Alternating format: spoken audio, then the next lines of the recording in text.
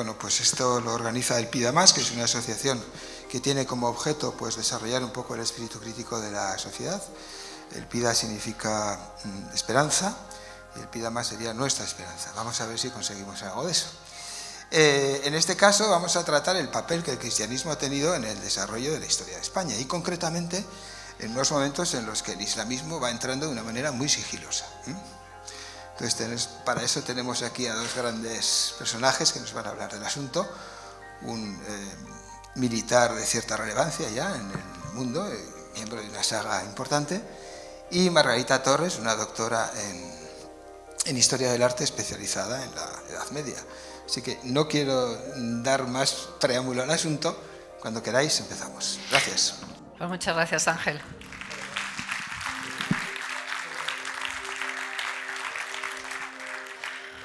Bueno, muchas gracias, Ángel, por invitarnos, a Carlos por ser nosotros ahora la limón un poco los que vamos a llevar esta charla y sobre todo gracias a ustedes porque sabemos perfectamente que cuando uno compite con el fútbol y con todas estas cosas, el que haya gente sentada aquí es maravillosa.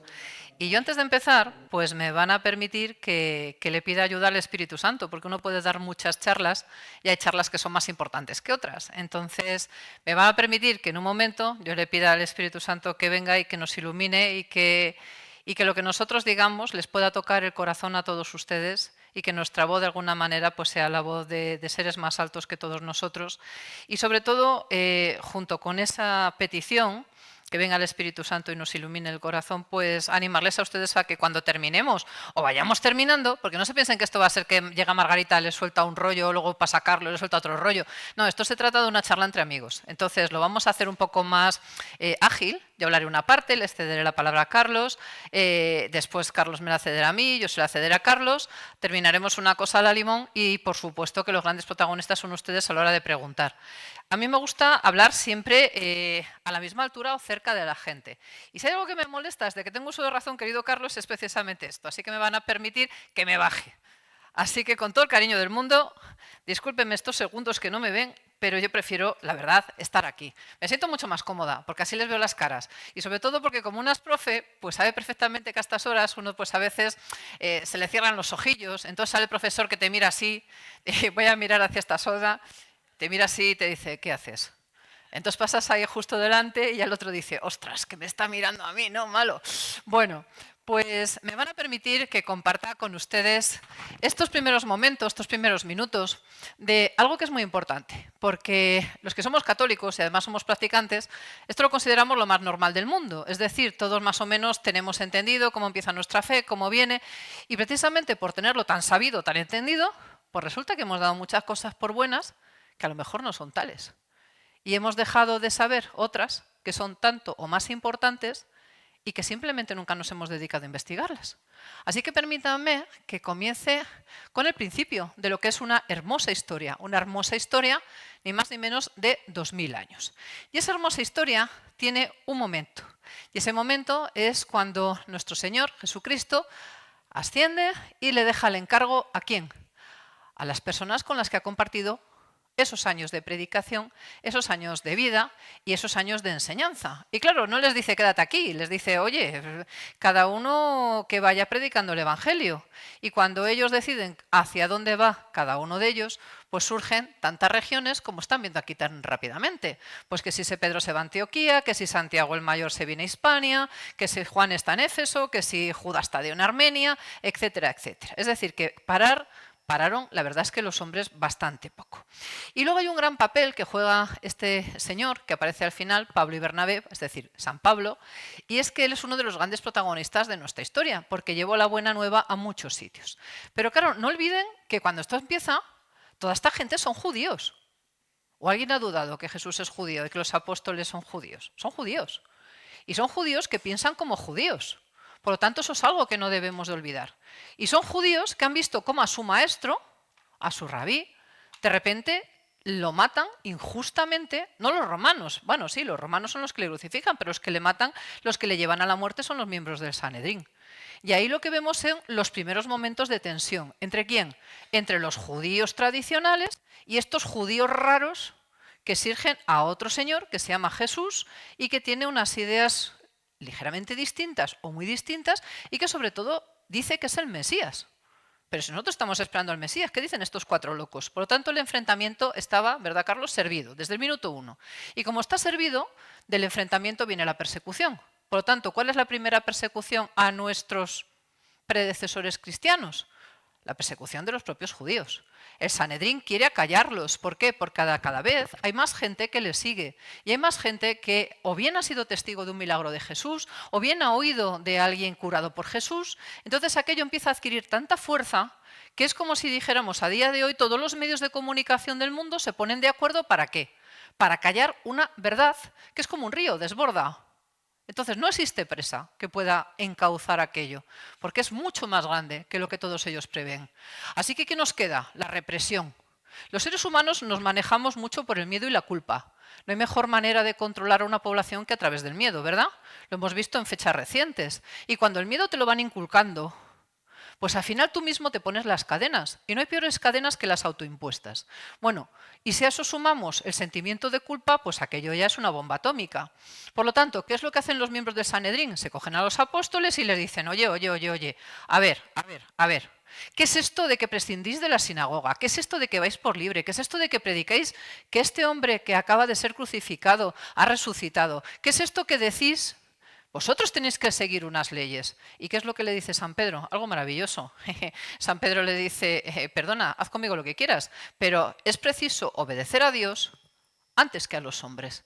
Esa es la gran marca de diferencia que tenemos. Y eso es cierto que nos llevará a algunos martirios casi desde el minuto 1. Ahí tenemos a Esteban protomártir, ahí tendremos después a Santiago y a tantos otros. Y claro, si los judíos empiezan pues con estas tiranteces respecto a los cristianos, también no olviden que los romanos se hicieron fuertes en el año 70, cuando, fruto de las rebeliones en Judea, deciden las tropas del emperador enviar a uno de sus mejores generales, que además es su hijo, que es Tito, y Tito conquista y arrasa Jerusalén. En el momento en que Jerusalén es atacado por las fuerzas de Tito, son muchos los judíos que tienen que salir de allí. Y esos judíos que tienen que salir de allí son tanto judíos como cristianos, porque al fin eran judíos raritos, si me lo permiten. Pero no eran judíos más cristianos. A los ojos de los romanos eran judíos, igual que el resto. Un poco más extraños, pero igual que el resto. ¿Dónde se manda a esos judíos? Bueno, pues como todos conocen el Coliseo fue en buena medida construido gracias a la mano de obra gratuita de muchos judíos, pero también es cierto que muchas comunidades fueron dispersadas por el Imperio Romano.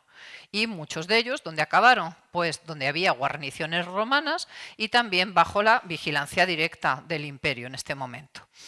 Claro, en el momento en que los romanos se dan cuenta que una cosa son los judíos rebeldes, que después del año 70, en el año 135, vuelven a rebelarse con Bar Kokhba, pues dicen, estos son los judíos.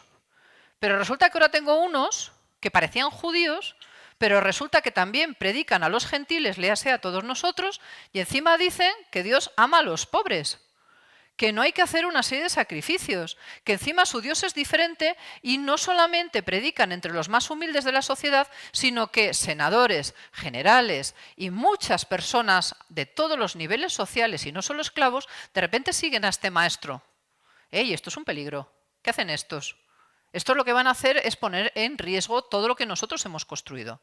Y ese es el momento en que para Roma los cristianos, ahora sí, ya no los judíos y los judíos raritos que seamos nosotros, sino los cristianos con mayúscula, pasamos a ser el problema de Roma.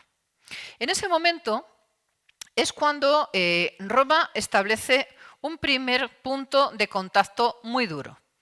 Y es tan duro que ustedes saben que Pedro y Pablo fueron ejecutados. Es decir, estamos en los primeros momentos de esa predicación, estamos en las primeras fechas que podemos certificar martirios de esos apóstoles y después de sus seguidores.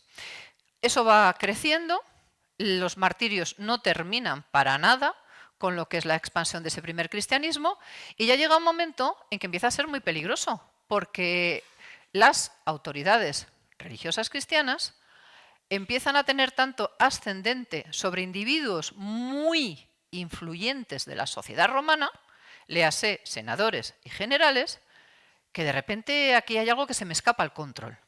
Y entonces deciden que la mejor manera de poner solución a esto es llevarlos de nuevo a una situación donde el martirio tiene que ser todavía más violento. Y estamos ya en el siglo III, los martirios de la época de Decio, etc. Bueno, hay un personaje en toda esta historia que se llama Galerio.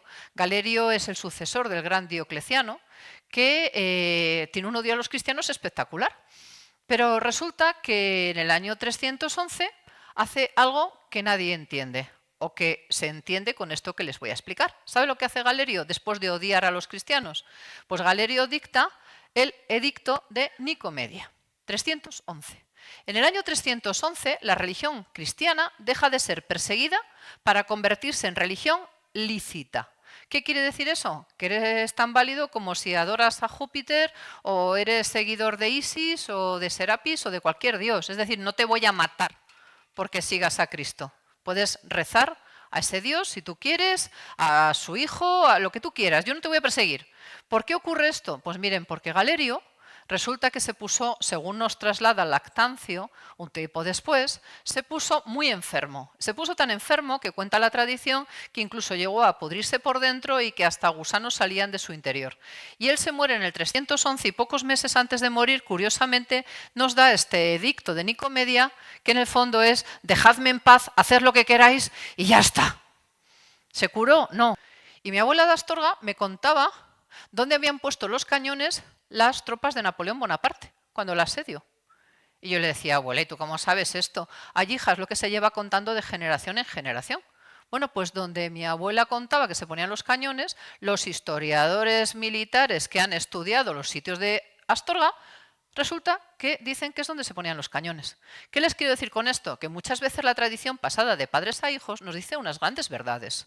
Pero es que aquí en este caso concreto, lo más triste es que todo esto que dicen grandes autores, de repente sale el enterado y nos dice: ya bueno, pero es que de Hispania no lo dice nadie. ¿Y? ¿Por qué no lo dice nadie de Hispania y es mentira? ¿Que estuvo San Pablo? O sea, ¿lo dice San Jerónimo y es mentira? ¿Lo dice San Cirilo de Jerusalén y es mentira? ¿Lo dice San Atanasio y es mentira? O sea, ¿mienten todos estos? ¿O es que algo muy importante? No es que no lo diga nadie de Hispania, es que nosotros hemos sufrido guerra incivil tras guerra incivil. Y si vamos al siglo III, tenemos momentos de conflicto. Si vamos al siglo V, vienen los germanos y queman lo que pillan. Si nos vamos al siglo VIII, vienen los musulmanes e invaden la península. Si nos vamos al XIX, vienen los franceses y nos robaron todo lo que pillaron con las tropas de Napoleón Bonaparte. ¿Qué es esto de que en Hispania no hay testimonio? Dirás que no ha llegado nada, lo cual no quiere decir que no existiera. Fíjense cuando se descubrieron los manuscritos de Nag Hammadi, los del Mar Muerto. Oficialmente eso no existía y de repente, tras un hallazgo, te los pone encima de la mesa. Una cosa es que no los conozcamos y otra cosa es que no hayan existido, que es distinto. Bien, por terminar y sobre todo por dejarle, ya que estamos en un día un poco futbolero, pues por irle colocando la pelota para que ya marque gol mi querido Carlos, pues vamos a plantearnos algo también importante. La presencia del cristianismo no solamente viene de la mano de San Pablo, también tenemos una constatación de que llegó de las manos de una unidad militar que, hombre, siendo yo de León, pues ¿qué le voy a decir? Pues que para mí es querida. Pero cuando me preguntan, ¿qué es un leonés? Digo, la selección genética de 400 años de soldados romanos que pasan el oficio de padres a hijos. Digo, ¿cómo no vamos a ser un poco belicosos los de León? Si es que llevamos aquí, en el ADN, llevamos en el ADN 400 años de militares, hijos de militares, nietos de militares, bisnietos de militares. Vamos, somos Carlos Martínez Vara de Rey, pero en versión tío de León y tía de León. Y multiplicado. Claro, tú eso lo llevas en la sangre. Y lo llevas en la sangre y también te sientes muy orgulloso de esa herencia. ¿Por qué? Porque la Legión Séptima Gémina, que es el campamento principal, que de hecho es el mando militar de la península ibérica y del norte de África, permítame que haga la cuña publicitaria de mi ciudad. Vuelvo a repetirlo, venga, va. León, somos el mando militar de la península ibérica y del norte de África. Por lo tanto, nuestro general tiene que controlar la situación en lo que hoy es Tánger, en lo que hoy es Marruecos, en todas esas zonas, ¿vale? A principios del siglo II sabemos que la Legión Séptima Gémina estuvo allí acantonada en el norte de África. Y sabemos que de ese cristianismo norteafricano bebemos los hispanos. Por lo tanto, ¿quién jugó un papel fundamental? La Legión Séptima Gémina. ¿Dónde llevó su cristianismo? Pues por todos los lados que pilló. Pero sí que tenían guarniciones en todos los lados. En Velella tenían una guarnición en Zaragoza, en César Augusta, tenían guarniciones por todos los sitios y se movían más que una culebrilla. Quiero decir, que no se piensen que se quedaban en León, se ponían allí quietecillos y no se movían. Esta gente, lógicamente, se movía. Por lo tanto, papel de la Legión Séptima Gémina. Segundo, sabemos por San Cipriano de Cartago, en una de sus cartas, que existían comunidades ya estables en el siglo III. Y sabemos a finales del siglo III que el centurión primipiliano, el que se llama el primi, es decir, el suboficial jefe de todos los suboficiales de la Legión Séptima Gémina, San Marcelo, se enfrenta a las autoridades, rechaza quemar incienso a los emperadores el día de su cumpleaños y aquello crea un problema como no se pueden imaginar, porque es una persona muy querida y respetada. Así que cuando el problema no se soluciona, ¿qué haces? Por elevación. ¿A quién le mandan el muerto? Al general. Así que tenemos al pobre Marcelo trasladándose por media península ibérica hasta llegar a Tánger, donde finalmente, como es... Los leoneses dicen que somos muy cabezones, pues algo de verdad tendrá que ver, porque San Marcelo dijo, pues no me bajo del burro, yo soy cristiano y a mucha honra y hasta aquí. Y entonces le dijo el general, bueno, pues ponte de rodillas que te vamos a decapitar. Bueno, los restos están ahora en León, los del centurión Marcelo. Y claro, cuando ves ese papel militar, dices, ¿y entonces qué pintaba aquí Carlos San Pablo? ¿Por qué habla San Pablo de que viene a Hispania? ¿Por qué habla de los hebreos? O sea, ¿qué tenemos nosotros que ver con los hebreos? ¿Por qué se dice lo de Santiago y el Pilar? ¿Qué papel juega todo esto? Y ya que hemos hablado de grandes, pues ¿qué papel juega San Isidoro? Que es un poco un laxo de unión entre la antigüedad y la parte del medievo. Y esas son tres preguntas que yo te dejo ahora encima de la mesa. Haz lo que quieras, quédate ahí o bájate aquí y yo ahora me subo y le voy a... Muy bien, pues muchísimas gracias, Margarita. Una... No aplaudan. Eso luego cuando acabemos y si les gusta. Nada. Este es para abajo. Muchísimas gracias y bueno, gracias a ustedes por haber venido esta tarde. Gracias Ángel por haber organizado, Ángel y Maggi. Para mí es una satisfacción inmensa estar aquí hoy. Hace ya mucho tiempo que soñaba con venir a Pamplona alguna vez y hablar de todo esto. No solo porque mi familia paterna es del Valle de Urita y del Valle de Pastán y por muchas otras razones, pero también por el vínculo que tiene Navarra con el pacto, con el honor, con la lealtad, con la nobleza. Y las tres preguntas que me haces, ¿por qué estaban aquí los hebreos? ¿Por qué vino la Virgen al Pilar? Y hablar de San Isidoro, me vais a permitir, si os puedo tutear, que así como ella plantea los documentos con firmeza y con contundencia, lo que está totalmente respaldado, yo como aviador voy a despegar un poco, me voy a arriesgar y voy a subir en el sentido de que siempre que levanto el vuelo veo todo con perspectiva. Y en este caso, para hablar de estas tres preguntas, para contestarlas, me tengo que meter de lleno en lo que yo entiendo que es la misión del pueblo español, sin entrar en soberbia. Simplemente lo que yo creo que el Señor o nuestro Dios ha intentado durante la historia señalar a un pueblo determinado, y si concluís conmigo que lo que voy a presentaros es así, es emocionantísimo, porque tenemos por delante, y lo hicieron ya nuestros padres, una misión maravillosa y un versículo que lo tenía, me encantaría que lo memorizaran, Isaías 49:6, que dice, te pondré por luz de las naciones para que lleves la salvación a los confines de la tierra. Recordad Francisco Javier, hasta dónde se fue y hasta dónde llegó la fe. Mis bisabuelos se casaron en la isla de Guam, que está en mitad del Pacífico, en la Micronesia, en una iglesia católica que pondré al final una foto para demostrar cómo efectivamente nuestros antepasados han cumplido esa misión. Y no me desvío de las preguntas, pero sí me gustaría compartir con todos, antes de llegar a contestar la primera pregunta, y como militar creo que es bueno plantearlo así, estamos en pleno combate espiritual. Eso es muy, muy importante. Yo siempre, toda mi vida, en mi carrera, cuando he tenido por delante algún conflicto, una batalla o lo que sea, cuando está por ahí, me encanta analizar al enemigo, me encanta lo que es saber exactamente qué posibilidades tengo, cuáles son las mías, las suyas, y hacer una estrategia.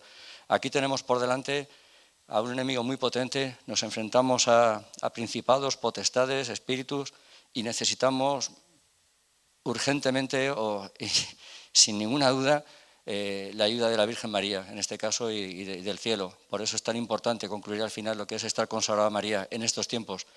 Entonces, para hablar de este combate, hemos empezado hace 2000 años, yo me voy a ir hace 4000 años.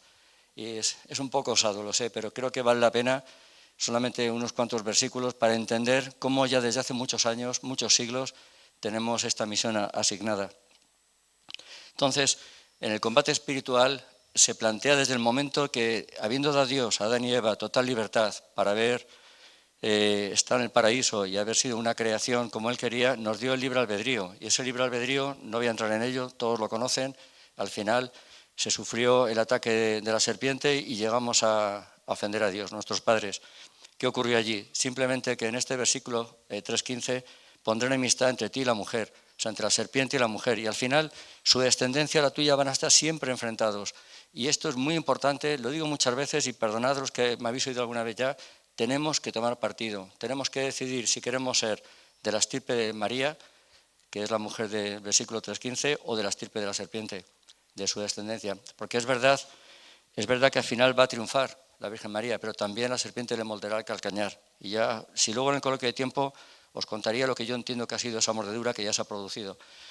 Con esto quiero decir que ese combate que dura desde entonces hasta el final de los tiempos, hasta la segunda venida de Cristo y cuando ya sea un solo rebaño, un solo pastor que veremos al final, estamos en pleno combate. No hay que asustarse, pero sí hay que tener conciencia de quién es nuestro enemigo y cómo tenemos que luchar contra él. Y como la Virgen nos lleva ofreciendo hace más de 200 años, 200 años prácticamente, desde las apariciones de la Virgen de Bach, que es Nuestra Señora del Olvido en Madrid, la Salet, Lourdes, Fátima, importantísima. Es muy importante Garabandal, es muy importante darnos cuenta cómo la Virgen, con una coherencia tremenda, nos está diciendo, por favor, consagraros a mi corazón, meteros bajo mi manto, que es el nuevo arca para superar todo lo que la humanidad está haciendo ahora con su libre albedrío de ofender a Dios. A nadie le cabe ninguna duda de que el mundo, en la mente de los gobernantes que hay ahora mismo, no está Dios. Y si no está Dios, ya sabemos cuál de las dos descendencias estamos hablando.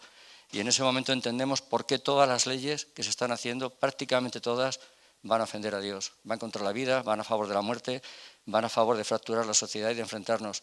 Y ahí está la clave. Cuando en la historia de España, sobre todo de España, pero cuando hemos tenido un rey y un último ciudadano que han defendido y han obedecido a Dios, la voluntad de Dios, España ha hecho proezas, cosas sobrenaturales, como es la raza cósmica de haber sido capaces de llevar la fe al mundo entero y que haya millones de personas de distintas razas, pero que rezan la misma lengua. Y eso es una obra que nunca hubiéramos hecho sin tener eso claro. En cuanto nos hemos desviado, que ha surgido a partir del siglo XVIII prácticamente, nos hemos encontrado con tanta sangre, tantas guerras y lo que ahora mismo nos quieren imponer a través de estas mentiras que no traen más que muerte. Por eso soy muy claro y me interesa llegar a partir de este versículo a lo que ha ido sucediendo para comprender y contestar la pregunta por qué vino Santiago al Pilar y por qué la Virgen le dio aquella misión tan importante. Entonces, para ello, como decía antes, es muy emocionante hablar de pacto aquí en Navarra, pues voy a hablar de lo que simboliza el pacto, de lo que simboliza heredarlo en generaciones posteriores y lo importante que es este combate espiritual en el que estamos todos involucrados. Entonces, recordar que en Génesis 15 le dice, Abraham no podía tener hijos y el Señor le dice, vas a tener descendencia como la arena del mar, como las estrellas del cielo. Y dice, un hijo de tus extrañas te ha de heredar. Pero en Génesis 15, acordaros que ha fallado Adán, ha fallado Eva, ha venido el diluvio, y entonces aquí le dice, guardaré un pacto contigo y con tu descendencia, y después de ti en la serie de tus generaciones. Y no dice hasta cuándo, es para siempre. Y ahí ya estamos todos involucrados, porque ya os digo que todos los que estamos aquí sentados, 99% tenemos un gen de Abraham, y eso es para meditarlo con mucha seriedad, porque estaremos incluidos en este pacto. Y dice, este es el pacto que habéis de guardar entre mí, entre yo y vosotros, y tu posteridad después de ti. Y luego, recordar el pasaje cuando está Jacob peleando en el río, ha dejado a su familia a un lado y tiene un combate toda la noche y le hieren la pierna y le acaba preguntando a su contrincante, ¿tú quién eres? Un ángel que no le contesta y le dice algo muy importante, tú eres Jacob, pero a partir de hoy te llamarás Israel. ¿Qué significa esto? Israel es combatiente de Dios, el que combate por cumplir la voluntad de Dios. Con esto dejo muy claro desde ahora que Israel no es el lugar geográfico Israel no es los que se hacen llamar israelitas, etc. Israel es combatiente de Dios, todos nosotros, siempre y cuando cumplamos la voluntad de Dios. Por eso es muy importante tener claro que no se ha restituido las tribus como está profetizado en el año 48, porque aquellos no estaban purificados, siguen matando y siguen sin obedecer a Dios, siguen sin arrepentirse de haber matado a Jesucristo. Por eso es muy importante que todos los que estemos de acuerdo en que queremos imitar a Jacob y tener un solo Dios y cumplir su voluntad, somos Israel. Y ahí se dice mucho que la Iglesia Católica está en el Catecismo, es el nuevo Israel. Y de hecho el tronco de la higuera, hablaremos más tarde, con buenos ejemplos, es España. Por esto mismo, porque en España se ha designado una misión, se nos han regalado unas reliquias maravillosas y hemos sido capaces de llevar al mundo el mayor número de misioneros, particularmente navarros.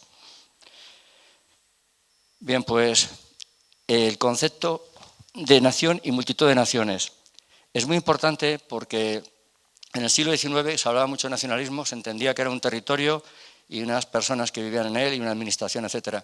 Pero en la Biblia, cuando habla de naciones, yo al menos lo entiendo como el pueblo que de alguna forma, siendo distintas culturas o distintos orígenes geográficos y tal, pero que siguen al mismo Dios. Esas son las naciones que hablaba la Biblia. Entonces le viene a decir a Jacob que de él van a salir muchas naciones. ¿Y por qué es importante esto? Lo vamos a ver ahora.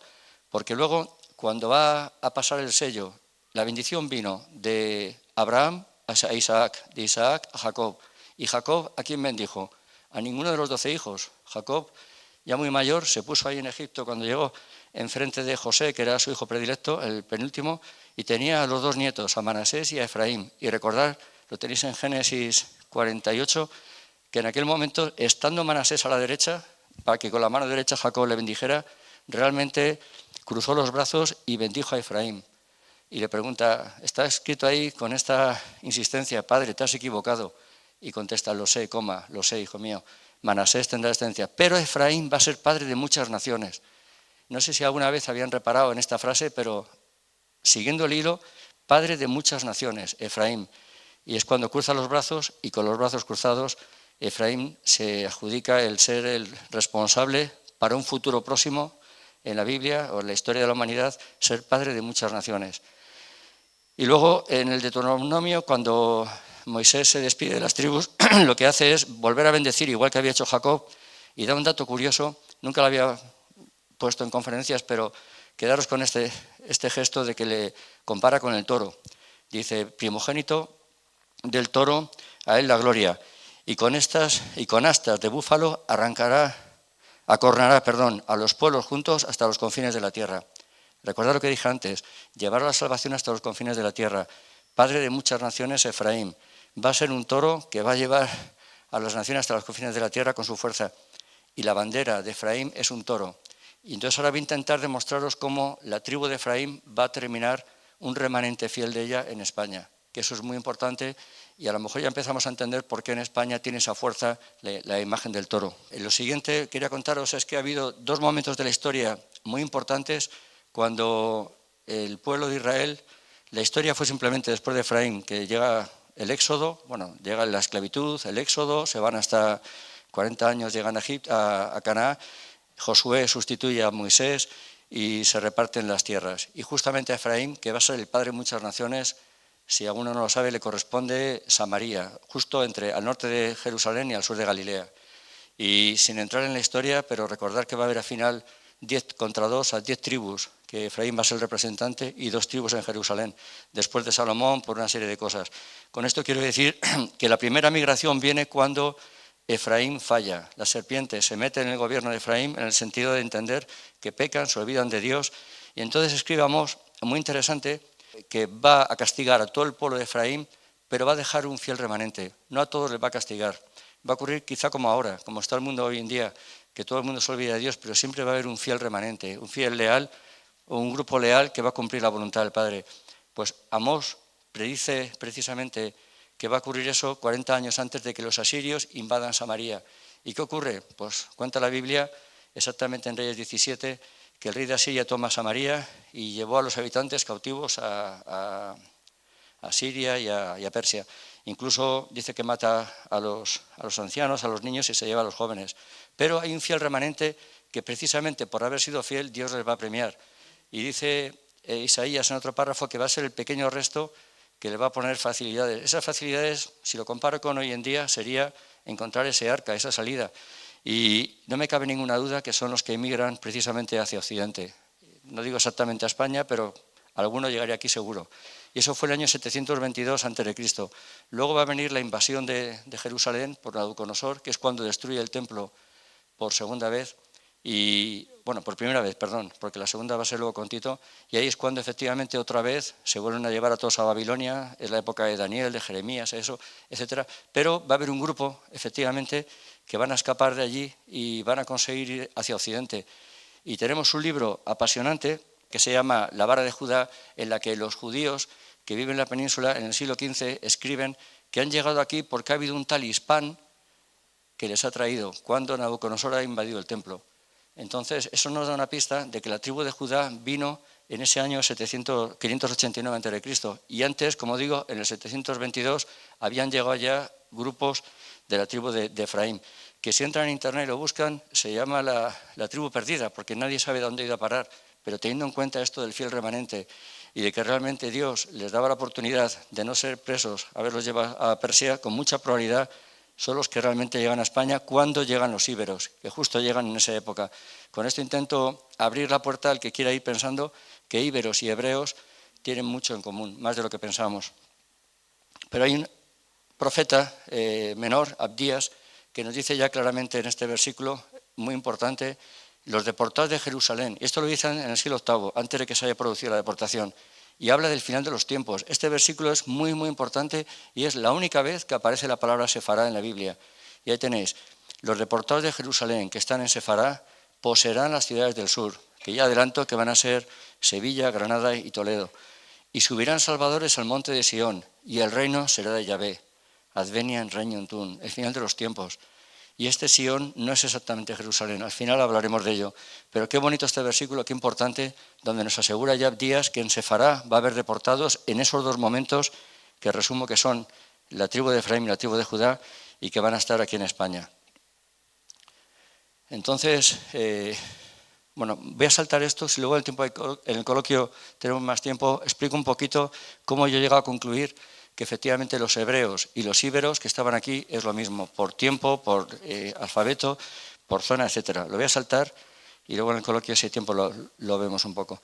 Esta transparencia es importante. ¿Por qué? Porque, resumiendo lo que he dicho hasta ahora, 722 a.C. hay un grupo fiel que va a traer aquí la palabra de Dios, que va a ser capaz de traer aquí el libro de Moisés. Hablamos ya de esa tribu de Efraín que Amós anunció que les iba a castigar, pero que va a haber un fiel remanente que es capaz de escaparse, que es capaz de salir y que va a tener bendición del cielo para encontrar una tierra que el cielo ya está pensando en que la ocupen ellos. ¿Por qué digo que está pensando? Por el versículo Hechos de los Apóstoles 15-14, cuando dice Santiago, Dios ha visitado a los gentiles para elegir entre ellos a un pueblo consagrado a su santo nombre. Hay que meditarlo. Ha visitado a los gentiles, los que no vivían allí, para elegir allí a un pueblo consagrado a su santo nombre. Ahí ya se empieza a entender por qué en España tenemos tantas cosas y por qué ha pasado todo lo que vamos a hablar esta tarde. Y luego hay una segunda deportación, que es la vara de Judá, como digo, que es cuando Nabucodonosor, he comentado antes, 589 a.C. Pero ¿qué ocurre? Que cuando en el 722 han venido a España antes de Cristo, el espejo, en el 722 después de Cristo, va a haber un fiel remanente que van a defender esa palabra que llegó antes, ¿no? En el 721 a.C., que es Pelayo en Covadonga. Y cuando en el 589 a.C. van a venir aquí los refugiados de Jerusalén con el rey Hispán, con el caudillo Hispán, a darle nombre a España, es curioso cómo casualmente en el 589 después de Cristo, en el tercer concilio de Toledo, se funda lo que conocemos hoy como la Nación Católica Española, que es cuando Recaredo se convierte, se unifica políticamente, legislativamente, etc. Por eso es muy interesante. Es casual, ¿no?, esta transparencia, pero es bonito ver cómo esas dos tribus, que la voy poniendo en paralelo, Efraín y Judá, al final entenderéis por qué, han tenido sus momentos de ocupar esta tierra y de ir dándonos genes, que es lo que importa para entender ese pacto de Abraham. Es tener genes, no es pureza de sangre. Y recordar que tanto Efraín como Manasés son hijos de una pagana, de José con una egipcia. O sea, que lo que importaba para Dios es lo que demuestra luego con la aparición de la guadalupana, que lo que importa es ser hijos de Dios de cualquier raza y lo que se tiene en cuenta es la voluntad de cada uno de alabar al Padre. Y aquí pongo, pues, desde que nos trae el nombre Hispán hasta que llega a la nación, desde aquí hasta aquí, lo importante es que en el año 40 la Virgen va a venir expresamente a apoyar moralmente a Santiago y a darle una misión fundamental. Y esa misión, ahora entrar en ella, es cuando le dice esta frase tan importante: María le fía a esta nación la defensa de su honor y la divulgación o dilatación de su gloria por todo el orbe. Esto se lo dice la Virgen María a Santiago, y lo sé o lo sabemos por el libro importante de María, La ciudad mística de Dios, a María Jesús de Ágreda, que está aquí cerquita. Sabéis que está incorrupta en Ágreda y que dejó escrito un libro maravilloso que es todo revelación de la Virgen María. Por eso es tan importante entender que lo que nos estaba diciendo al llegar aquí la Virgen no era simplemente ánimo y sigue con lo que estás haciendo, es que te fío a ti, a España o a Hispania con H o a las Españas o a Iberia, la responsabilidad de defender el honor de María. Qué importantísimo es eso, sobre todo en estos tiempos que se está profanando tanto, que tengamos en cuenta que tenemos esa misión adjudicada, el que quiera tomar conciencia de que la Virgen estuvo aquí. Entonces, este párrafo sí lo voy a leer porque aquí es donde viene. Le dice María, la Virgen, le dice a través de la monja esta, María Jesús de Ágreda, sabéis que se bilocó, que estuvo en América, estuvo aquí, le dice algo muy importante. Habla de los dos Jacobos. Dice, cuando al primer Jacobo le mandé con la piedra que tenía de almohada, está en Génesis 29, que hiciera una iglesia, etcétera, un templo, iba a ser destruido. Y en sueños le hice ver una escala de ángeles. Pero al segundo Jacobo le dije, esta iglesia que vas a construir jamás se destruirá, y en prueba de ello, de que nunca faltará la fe en esta tierra, dejo este pilar. O sea, entendedme lo importantísimo que es el pilar de Zaragoza, que es la pregunta que me hacías, ¿por qué vino la Virgen al pilar? ¿Por qué? Porque le iba a dar un pilar en Zaragoza para decir que es que aquí ya estaba designado ese pueblo con su santo nombre, que mientras haya un solo español o un solo hispano capaz de entenderlo y defenderlo, cumpliremos con ello, aunque ahora parezca una locura, que no se está entendiendo. Y qué bonito, porque dice, al primer Jacobo le dejé ver los ángeles subir y bajar la escala en sueños, al segundo con los ojos de la cara. El segundo Jacobo es Santiago. En fin, es un párrafo largo, pero quería que lo vierais para meditarlo, porque el libro este es una maravilla, el libro de Ciudad Mística de Dios. Bien, pues termino con San Isidoro por una simple razón. San Isidoro fue un regalo enorme del cielo para este cometido de que España o las Españas tenían que cumplir una misión, simplemente porque él mismo se presentaba en los famosos sueños que tuvo con los emperadores, con Alfonso VII, el propio Fernando I, se presentaba como sucesor de Santiago, San Jacobi predicatore successor, se presentaba. Es decir, que habiendo muerto él en el siglo VI, en la Edad Media tenía varios sueños para dirigir a los reyes medievales, para conseguir afianzar y consolidar los reinos cristianos, para cumplir esa misión que comenté antes de llevar la salvación a los confines de la tierra. No voy a entrar en los detalles que iba a haber hablado de San Isidoro, porque lo va a hacer mucho mejor Margarita, pero simplemente yo le llamo patrimonio espiritual a lo que converge en esta grandísima persona de Isidoro, que fue el Arca Santa. Sabéis que llegó hasta aquí cuando invaden Jerusalén, porque él ya era famoso, era santo, y esa Arca Santa tiene cabellos de la Virgen, espinas de la cabeza, un palo de Moisés, alpargatas de los apóstoles y, lo más importante, el santo sudario. Y ese arca se la dan a San Isidoro, él se la deposita en la Catedral de Toledo a San Ildefonso, que es el que al final, junto a una casulla que le da la Virgen, acabará en Monsanto, en Asturias. Pero luego él mismo, cuando su cuerpo pide con el báculo al obispo Albito que lo lleven a León, era porque en cuanto llega su arca a León, va a llegar algo maravilloso, que es el importantísimo Santo Cáliz o Cáliz Doña Urraca, que nos van a hablar ahora en detalle. Y a partir de ahí, en ese edificio tan impresionante que es San Isidoro de León, van a converger las reliquias más importantes, como digo, y cualquier rey de la península que se considerara algo importante tenía que ir allí a ser nombrado emperador, como le pasó al rey de Navarra, Sancho III, cuando fue nombrado totus imperator Hispania en León. Y el tercer arca, que veremos luego más despacio, es cuando la propia Virgen que hizo San Lucas llega a España a través de San Isidoro, está presente en el Tercer Concilio de Toledo, 8 de mayo de 1589, y esa se la va a dar a su hermana, Santa Florentina, eran 4 santos, que es la que funda un convento en Écija, pueblo de mi madre. Qué bonito cuando esa Virgen está en Écija, 300 monjas, una devoción tremenda. Mi hermana se llama María del Valle, es una devoción inmensa a la Virgen del Valle. ¿Qué pasa? Que cuando llegan los moros, tanto a Florentina, los restos que ya había muerto hacía 70 años, como como Fulgencio, que era el 4.º hermano, Leandro, Isidoro, Florentina y Fulgencio, y era obispo de Écija, los restos de Fulgencio y Florentina junto a la Virgen se van hacia el norte y los esconden en las Villuercas, que va a ser, lo contaré luego ya, lo que es la Virgen de Guadalupe, tan importante para la evangelización, porque la propia Virgen en México en 1531 se aparece como Virgen de Guadalupe. Entonces, en resumen, el arca de Santa va a ser la clave de Pelayo para iniciar la Reconquista, el arca de San Isidoro la clave para consolidar los reinos cristianos, y la evangelización va a ser fundamental a través de este tercer arca.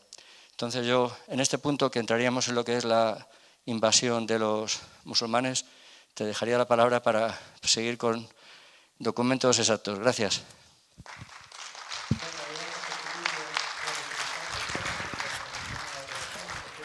Bueno, pues casi nada. Ahora me deja Carlos el mando, el pasapalabra, gracias. Me deja Carlos aquí directamente con algo que es muy importante y muy interesante al mismo tiempo y también muy manipulado. A ver, ¿cuántos de ustedes han escuchado, no una, 100 veces, esto que le llaman la convivencia de civilizaciones? La convivencia de pueblos. Que venían los musulmanes dándonos una flor. A ver, que nosotros tampoco éramos santos, ¿eh? Que también aquí había de todo. Pero vamos, que nos han vendido una milonga como la copa de un pino. Estoy siendo muy educada, ¿eh? O sea, que imagínense lo que pienso. Bueno, ¿por qué les digo que esto hay que cogerlo de otra manera? Pues miren, porque aquí en la Reconquista, que es, por cierto, la guerra más larga que ha habido en la historia. Si conocen otra guerra de 800 años, me la presentan, yo no. Hay 2 grandes protagonistas. ¿Sabe quiénes son los 2 grandes protagonistas? ¿O sabéis quiénes son? Los navarros y los de Asturias y León. Así de claro. ¿Por qué? Porque los navarros paristeis Aragón. Y luego Aragón fue lo que fue. Pero es que Aragón es hijo de Navarra. Que no lo quiera ver, que no lo vea. Y Castilla y Portugal son hijos nuestros. Son hijos de los leoneses. Y el que no lo quiera ver, pues también que no lo vea. Por lo tanto, los 2 adalides de la Reconquista son los de Pamplona y los de León. Y no nacen como una especie de seta extraña, porque esto es otra cosa que gusta mucho vender a los que nos ofrecen esa imagen idílica, ¿no? Que tampoco tiene que ver con la realidad. Porque simplemente cuando uno acude a los cementerios, por ejemplo, de Córdoba, se da cuenta, estudiando los restos, y los restos humanos no mienten, cómo comían los mozárabes, qué trato tenían los mozárabes y lo bien que estaban los mozárabes. Que insisto, tampoco es que los cristianos les tratáramos muy bien a los moros, pero que no venían ellos con una flor a entregarnos a nosotros y nosotros éramos los malvados que de repente ante una realidad que en el 711 muere, en lugar de aceptar que habían venido nuevos aires, encima es que nos rebelamos. ¿Pero qué se ha creído estos? Esto es un poco lo que se nos está vendiendo últimamente. Bueno, pues miren, esto es toda una chorrada. Y vuelvo a ser muy educada respecto a lo que pienso. Voy a razonarlo con ustedes algunas cosas. Mire, lo primero nos tenemos que ir al 709-711. Se nos ha vendido que el último rey de los godos fue don Rodrigo, ¿no? El de la batalla de Guadalete y ya está, se acabó, pim, pum. Eso es mentira. El último rey de los godos no fue don Rodrigo. Don Rodrigo estaba en guerra civil con otro tipo que era exactamente igual rey que él, idéntico rey que él, que se llamaba Gilas II. A Gilas II, que se supone que era un vitizano, a Gilas II le estaba combatiendo, ¿saben dónde? Aquí. Bueno, si no es aquí, es a 50 metros, porque fue en Pamplona. Entonces, ¿qué quiere decir esto? Que tenemos un rey, Rodrigo, apoyado por los nobles de lo que hoy es Andalucía, de la Bética. Y tenemos un rey, Agila, apoyado por los nobles de lo que hoy, grosso modo explicado, serían los Pirineos navarros, los Pirineos aragoneses y la zona catalana y del Ebro. es decir, la zona de la Tarraconense, también grosso modo, muy grosso modo explicado. Vale, ¿hay uno que sea más rey que otro? No, son iguales, son iguales. Cuando Rodrigo cae, no cae muerto, cae prisionero. Otra gran mentira. Porque claro, si el rey muere, la realidad del rey no muere con él. Pero si uno de los dos reyes se lo llevan preso a Damasco, como sabemos que así ocurrió, y otro rey sigue estando aquí, e insisto, o a 100 metros, defendiendo la ortodoxia visigoda, perdonen, el reino de los godos no ha muerto en el 711. Sí, han entrado en Toledo, en la capital. Sí, se fueron dominando distintas zonas, en algunas con sacre, en otras pactando, en otras nuestros gobernantes, oh qué raro, Dios mío, los políticos, vendiéndonos al mejor postor. Pero esto no desapareció en el 711, porque en el 711 aquí tenían ustedes un rey, que seguía siendo rey de los godos, que se llamaba, insisto, Agila II. Agila II se enfrentó a los musulmanes de Musa y Tarik, porque hay un momento, después de dominar Toledo, que las fuerzas musulmanas se van unas para mi zona y otras para la suya, en dos grandes columnas para controlar el mapa hispano. ¿Por qué se van hacia una zona que es la mía? Pues porque muchos de los partidarios de Rodrigo se vienen hacia arriba, hacia mi zona, entiéndanme, León, Asturias, toda esa zona, ¿de acuerdo? Pero hay otros que los musulmanes saben que siguen siendo fieles al otro rey de los visigodos, es decir, Agila. Por lo tanto, si yo uno lo he capturado y el otro sigue reinando, yo no he dominado a los visigodos, porque estos tíos siguen teniendo un rey. ¿Correcto? Bien. Pues ¿saben cuándo muere nuestro Agila II? En el año 713. ¿Con qué coincide? Cuando los musulmanes llegan al Valle del Ebro. ¡Anda! ¡Anda! ¿Será que venían hacia la zona de Pamplona y todos estos territorios pirenaicos desde el Valle del Ebro hacia arriba? ¡Anda! ¿Será que esto seguía siendo visigodo? ¡Anda! ¿Será que teníamos reyes en el 713 cuando oficialmente ya éramos todos sarracenos? ¡Anda! Pero es que cuando se muere Agila II, que acuña moneda, por lo tanto esto no admite ningún género de duda, hay un sucesor de Agila II que se llama Ardón, que este sí es el último rey de los visigodos. Ardón combate a los musulmanes en toda la zona pirenaica. ¡Anda, qué casualidad! Pero ¿no habíamos dicho que todo esto había acabado en el 711? ¿Qué hace este tipo en el 720, en el 721, en todas estas fechas luchando contra los musulmanes? ¿Pero no habíamos dicho que estaba acabado? ¿Qué hacemos 9 años más tarde? ¿Se dan cuenta qué mentira nos han contado? ¿Se dan cuenta qué pedazo de bola nos han metido? ¡Qué gol! Ardón no solamente lucha contra los musulmanes, sino que se enfrenta a uno de sus grandes generales, que es Al-Shams. Y muere en combate. Muere en combate, pero ha acuñado moneda, o sea, ha sido rey de los visigodos. Y fíjense qué curioso, que justo cuando este tipo muere en combate, oye, qué casualidades tiene la vida, que en su zona de los Pirineos hay un duque de Aquitania con intereses en los Pirineos, es decir, con intereses al sur de los Pirineos, es decir, montaña navarra, por entendernos, y montaña de lo que hoy es Aragón, que da la casualidad de que este tipo, Eudes, lucha contra los musulmanes justo cuando ha desaparecido el último rey de los godos. Pero fíjense lo que son las casualidades. En mi zona, otro tipo, que se llama Pelayo, que es hijo de un impresentable, que es el conde que es el que gobernaba los territorios de los Astures, es decir, lo que hoy es Asturias, León, parte de Zamora, Orense, tras los montes portugueses, cuya capital es Astorga, no Cangas de Onís, es Astorga.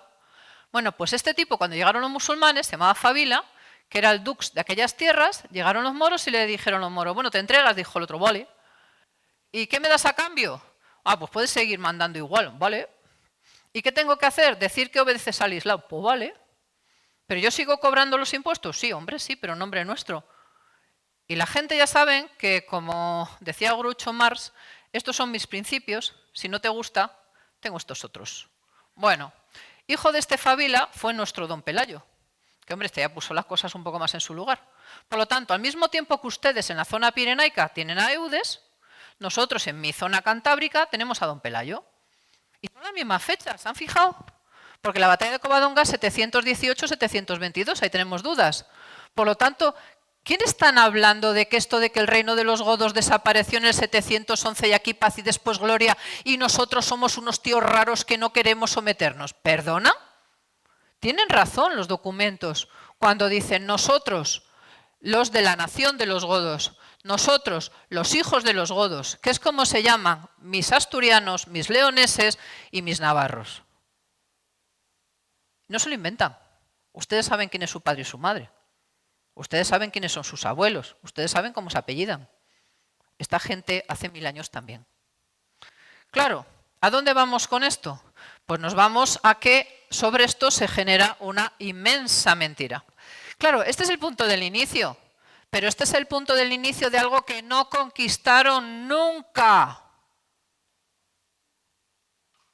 Y de este punto de inicio, sobre todo en la zona suya, pues anda qué casualidad, se controla lo que después son los pasos de los Pirineos en el centro, es decir, el futuro Aragón, se controla Sobrarbe y Ribagorza, que acabarán siendo también Aragón, y después los condados catalanes pues estaban más vinculados a los territorios hispanos de lo que a menudo se dice, ¿saben? Porque a mí me gusta recordar, y esto lo recordé en una ocasión en Balaguer, que en 1135 se corona emperador Alfonso VII de León en León, y ante él se arrodilla todos los reyes hispanos, porque él es el emperador, pero el primero que le besa el manto es Ramón Berenguer IV, conde de Barcelona, que se declara vasallo del rey de León. Esto no lo digo yo, esto lo dijo Alfonso VII, en la crónica de Alfonso VII. Bueno, sobre estos territorios se van ampliando, como ustedes saben, la Reconquista. A partir del 910 tomamos los leoneses el relevo de Asturias, y de León, en el año 1065, y gracias a un navarro, me dicen mis amigos de historia que yo estoy, como dicen los chavales ahora, in love, que estoy enamorada de un navarro que se llama Fernando I. Pues sí, me encanta Fernando I, yo lo confieso. Para mí es el mejor rey de la Reconquista.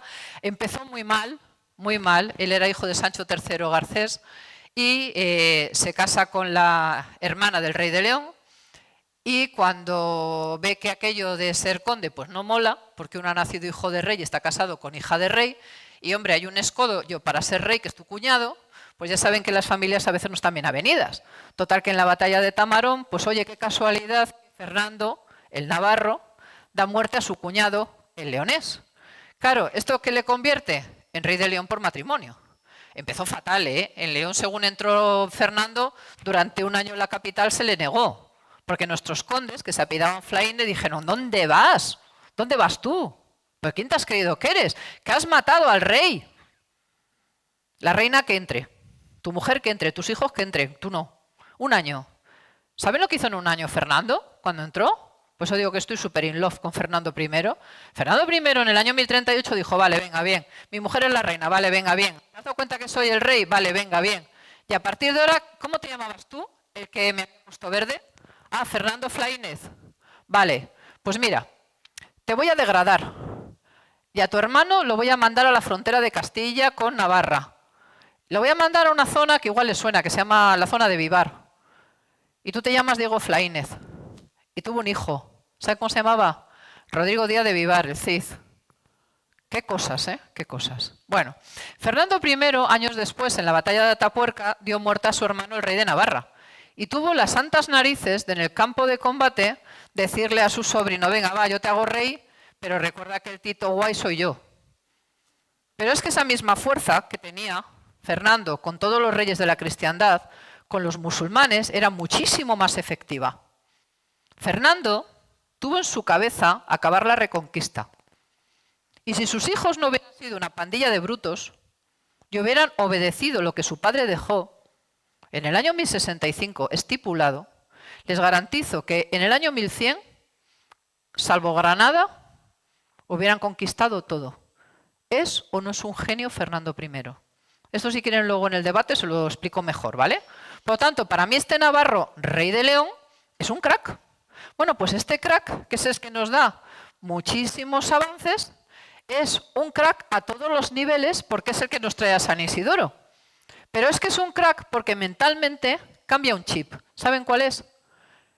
Él se convierte en el defensor de la cristiandad, en el león de Judá, en el mejor exponente de lo que decía Carlos, de que nosotros somos los herederos de esa realidad que antaño fue el Israel de la Biblia. Pero, ¿alguna vez han parado a pensar lo importante que es la península ibérica, lo importante que es España? Cuando tenemos reliquias que son para los hombres y mujeres de la Edad Media, pero que son para que a día de hoy, con las técnicas modernas, podamos estudiarlas. Es decir, son reliquias para el pasado y para el presente. Pues fíjense qué reliquias tenemos. Tenemos al apóstol Santiago. Bueno, el apóstol Santiago vino a España, predicó.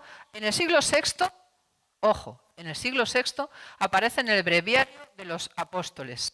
En el siglo VII, porque cuando dicen que igual es que nosotros nos venimos arriba, pues caramba, Beda el Venerable, que yo sepa, español va a ser que no era anglosajón, vamos, era de la zona de las Islas Británicas, describe que el cuerpo del apóstol fue llevado hasta Galicia. Sabemos, por Beato de Liébana, en el siglo VIII, que era el gran patrón nuestro. Es decir, antes del 711 y justo después del 711 sabemos que Santiago está aquí. Así que no es una realidad inventada, porque antes del descubrimiento oficial de la tumba del apóstol, ya los españoles sabíamos que aquí estaba enterrado el apóstol. ¿Entienden dónde quiero llegar? O sea, no es que de repente un día un monje se va al medio del monte, se echa una siesta, despierta de la siesta y dice, ostras, que creo que he visto al apóstol o que he visto unas luminarias, voy a contárselo al obispo. No, esto no funciona así. Antes de todo eso, ya se hablaba de que estaba aquí Santiago. Claro, el descubrimiento fue en el 813. A partir de aquí, Alfonso el Casto, rey de Asturias, se da cuenta del gran potencial que esto tiene. Y a partir de ahí comienza, como ustedes saben, pues toda una historia en Compostela de un santuario que después es la magnífica catedral que hoy pueden visitar.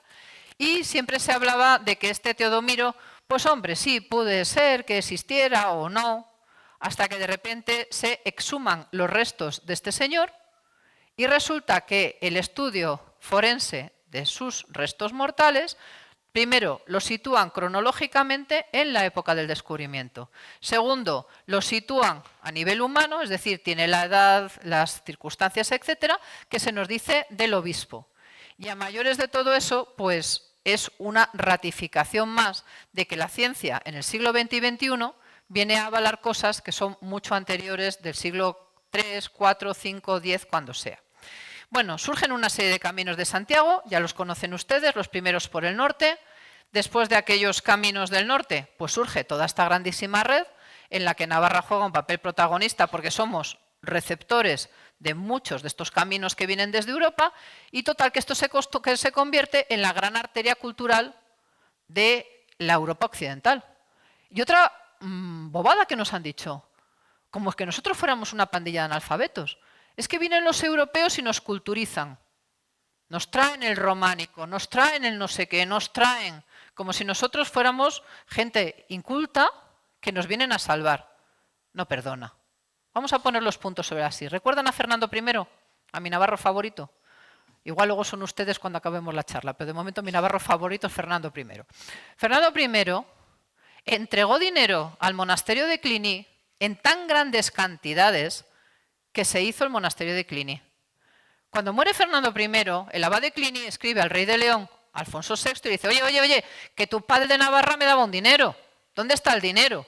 Y el otro dice, ostras, que agarrado, es el francés, que lleva un año mi padre muerto y ya me está pidiendo la pasta. Pues efectivamente.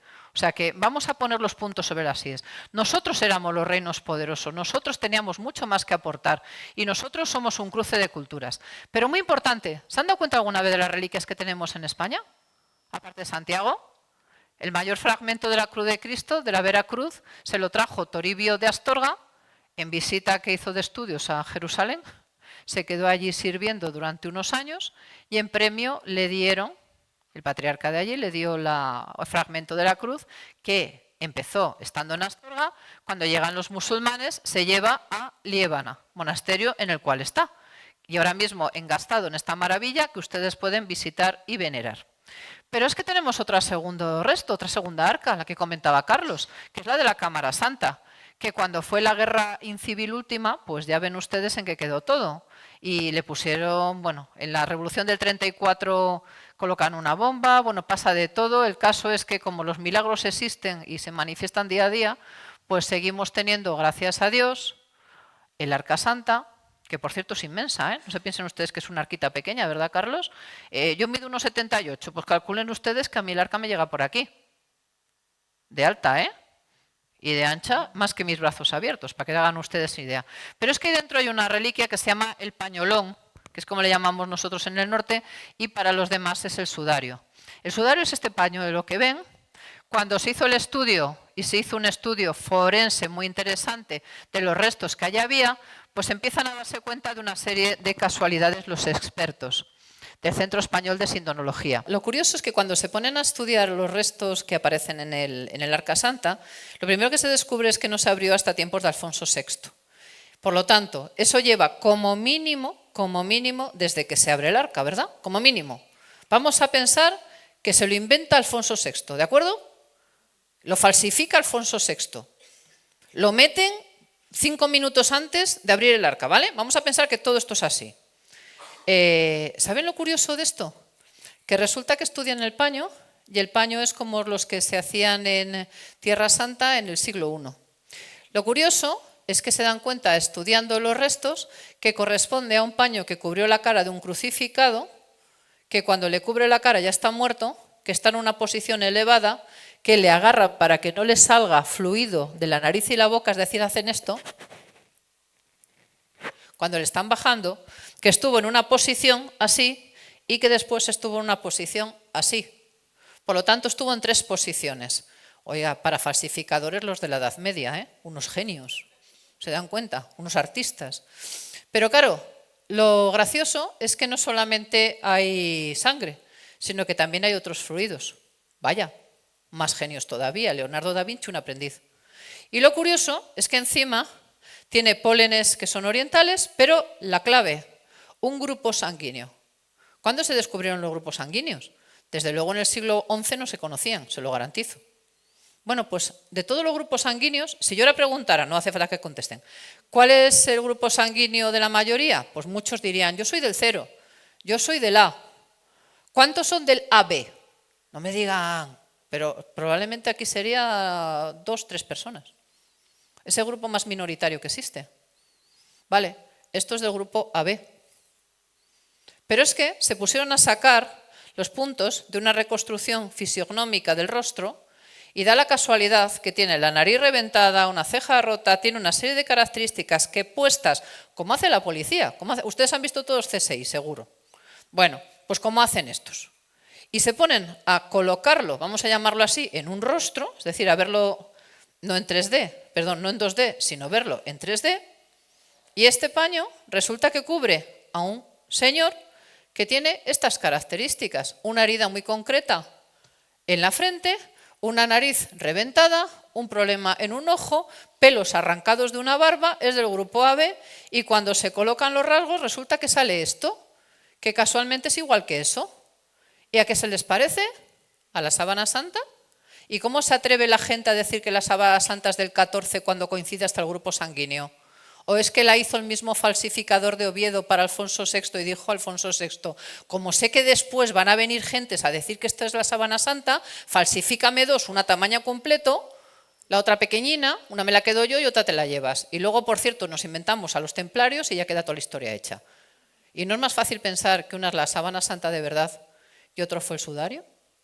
¿Y los dos cubrieron los rostros del mismo hombre? ¿No? Entre otras cosas. Pero claro, tenemos también el cáliz. Voy a ir muy rápido aquí, porque entonces si no estaríamos 1 año y medio. Vale. Fernando I. Fernando I llegó a ser el rey más poderoso de Hispania. Los moros le temían más que un nublado. Se dio cuenta que lo más importante era, ya que ellos tenían dinero y el rey no tanto, pues oye, ¿por qué no hacemos que nos paguen? ¿Por qué no les ataquemos? Pero claro, para que nos crean yo tengo que atacar Zaragoza y para que no te vuelva a atacar tú me pagas. Ahora ataco Toledo, para que no me vuelvas a atacar tú me pagas. Ahora ataco Badajoz, para que no me vuelvas a atacar tú me pagas. Y crearon lo que se llaman los pagos de parias. Bueno, los reyes taifas musulmanes, encantados de la vida, le pagaban a cambio de tener paz. Y eso le dio una cantidad ingente de dinero que le convirtió en uno de los hombres más ricos de Europa. Y este hombre, pues, asedió Valencia, con V, la del Cid. Y los valencianos estaban así. Y al mismo tiempo que asedia Valencia hay un reino más pequeño abajo que se llama Denia. Y el de Denia no le llegaba ni la saliva a la boca. Resulta que hay una hambruna en Egipto, fruto de la hambruna, nos dicen las crónicas, piden ayuda a todo el Islam y el rey musulmán de Denia, que comerciaba con el califa de Egipto, le manda barcos. Gracias a esos barcos se acaba la hambruna, le dice el de Egipto, que era señor de los santos lugares, de Jerusalén, etc. Le dice, oye, gracias, que me has ayudado, pídeme lo que quieras. Y le dice él en 2 documentos originales que se conservan en Egipto, quiero que me des la copa con la que Jesús celebró con sus discípulos, que se conserva en Jerusalén. Y le dice el otro, hola, ¿tú no eres musulmán?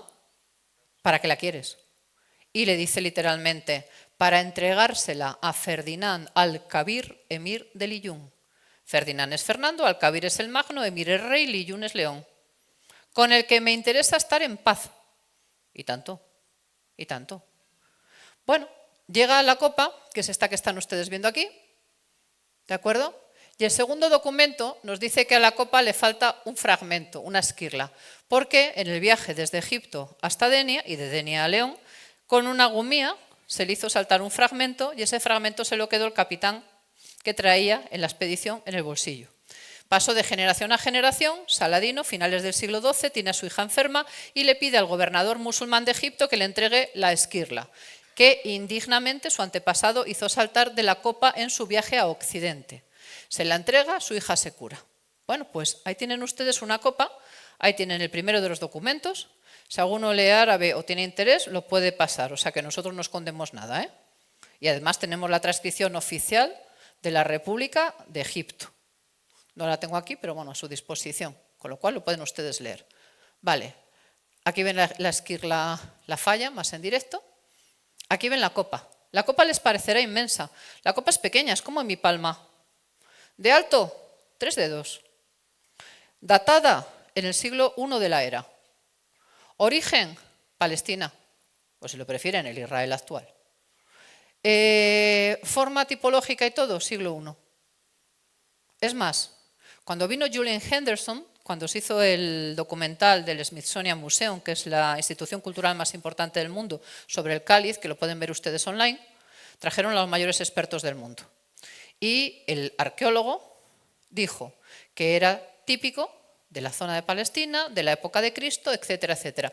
Y para si alguno me pregunta, ¿pero Jesús no era carpintero?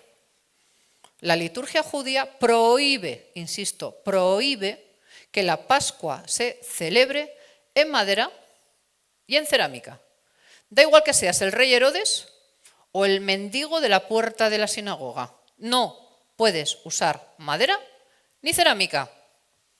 ¿Qué usaba la gente más pobre? Piedra. ¿Qué usaba la clase media? Basa murrina, lo que ven aquí. ¿Qué usaba la alta sociedad? Oro y plata. Ahí lo tienen más en detalle, yo creo que se llega a ver incluso el golpe. Fíjense en el puntero, ¿ven una línea? Vale, esa es la línea del impacto. Y para más recuerdo, en el panteón donde reposan los restos de Fernando I y su esposa Sancha, está esta última cena pintada en tiempos de su hija Urraca, que es la que dona sus joyas para el cáliz, en cuya esquina ven ustedes un señor que se llama el copero, pincerna en latín, que sostiene una copa que, si se fijan, los apóstoles, todas de ellas son blancas, ¿verdad? Blanca, blanca, blanca, blanca, blanca, blanca igual plata en términos del románico. Pero casualmente la que ofrece el copero, ¿de qué color es? Negra. ¿Ven ustedes la forma? ¿Le recuerda a una que acaban de ver? Vale. ¿Qué tiene dentro? Rojo, vino. No hay duda, ¿no? Vale. Y ahora quiero que vean conmigo esta línea. ¿Ven una línea encima de los deditos? Vale, pues solamente las personas que hemos visto la copa desmontada sabemos que la copa tiene una línea. Por lo tanto, el pintor que hizo esto se está inspirando directamente en esto. En esto. Miren, por aquí se ve un poco la línea. ¿Ven aquí la línea? Vale. ¿Y de qué color? Negro. ¿Y cómo es la forma? Redondita. ¿Se dan cuenta? Está pintando esto. Bueno, tenemos todo esto, pero tenemos una reflexión. ¿Creen que estas reliquias son solamente para los hombres de la Edad Media? ¿Cuándo es la época que menos fe ha habido en España? ¿Cuándo es cuando podemos descubrir todo esto?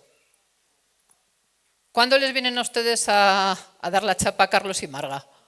Ahora. ¿Por qué? ¿Por casualidad?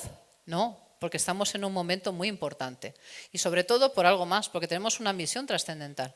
Porque somos la tierra de los hijos de Jesús y somos la tierra de los hijos de María.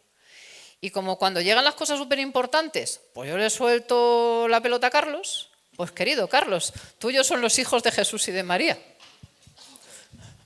Como estamos al final voy a seguir sentado porque la reflexión de todo lo que hemos visto hasta ahora es que efectivamente ese pueblo que tenía que ser padre de muchas naciones, ya no nos cabe duda que estamos en él, porque España tiene el mayor número de reliquias más importantes, el mayor número de misioneros durante toda la historia, y a ello ha contribuido muchísimo Navarra, y incluso ahora que estamos en crisis seguimos manteniendo el número más alto, y el mayor número de santos. En el Santoral hay 700 y pico santos españoles, y nos sigue muy lejos Italia, con 300 algo, con lo cual no cabe ninguna duda que el tronco de la higuera, si hablamos que Israel, como decía antes, el nuevo Israel es la Iglesia, el tronco está aquí en España.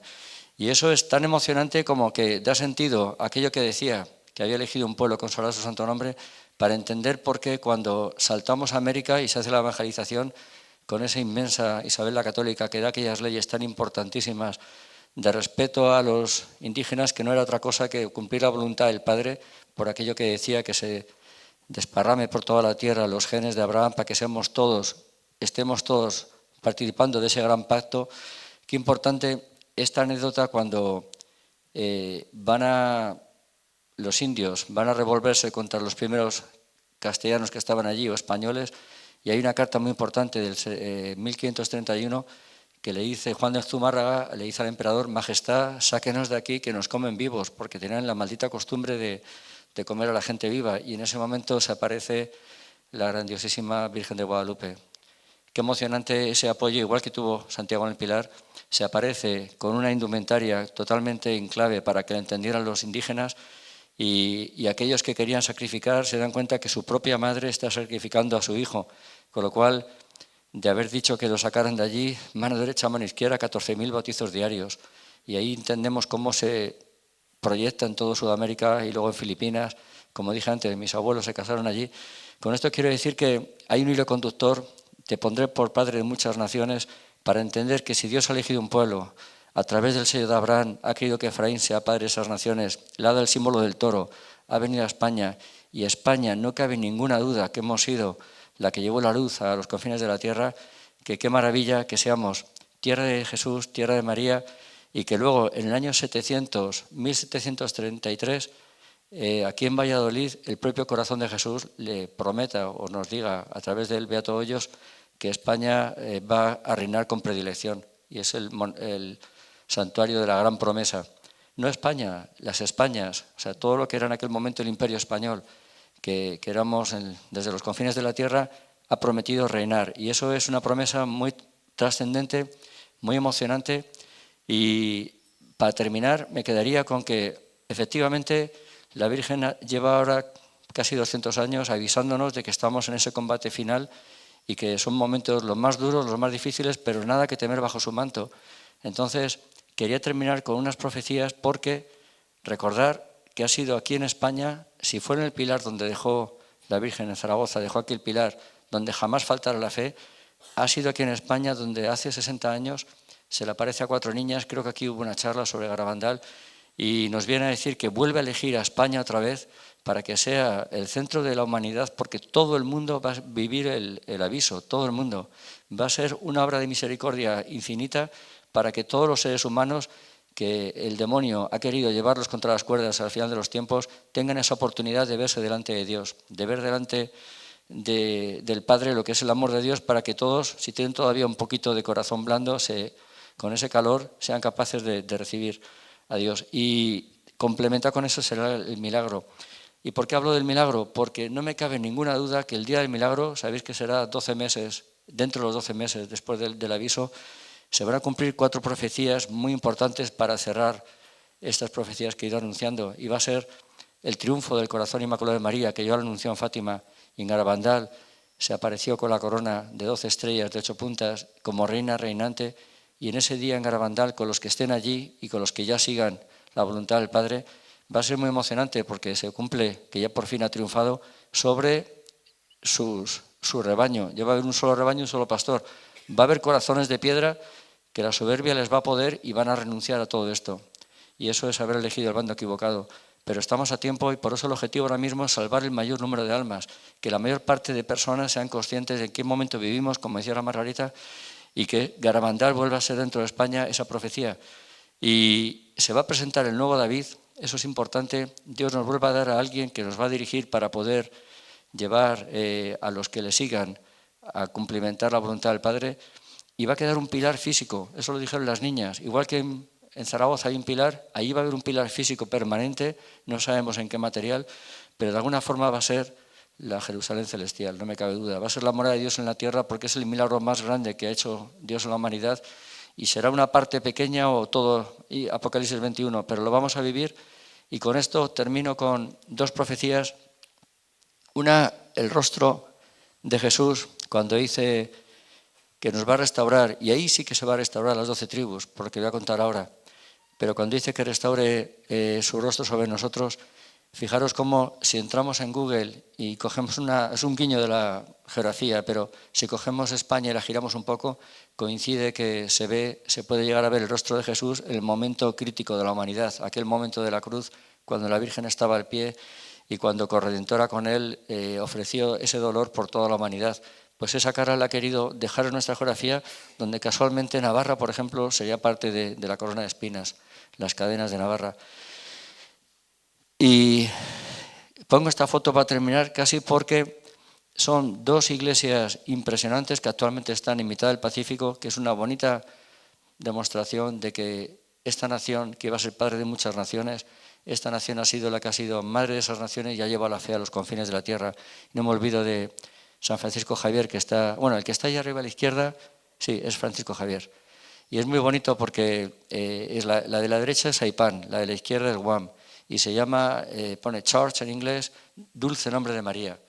Y es que dentro de la iglesia hay una imagen de la Virgen María que apareció en un barco en 1692 que naufragó, y el nombre del barco era Nuestra Señora del Pilar y de Santiago. Y en el naufragio quedó flotando un arca con una Virgen que la recogieron los indios, y desde entonces es milagrosa, la procesionan todos los 8 de diciembre, etc. Con esto quiero decir cómo la Virgen María ha tutelado a España y cómo no va a ser tierra de María, que tenemos toda la geografía llena de advocaciones, pero allí tan lejos el 85% de los habitantes de las Marianas siguen siendo católicos hoy en día gracias a nuestros padres.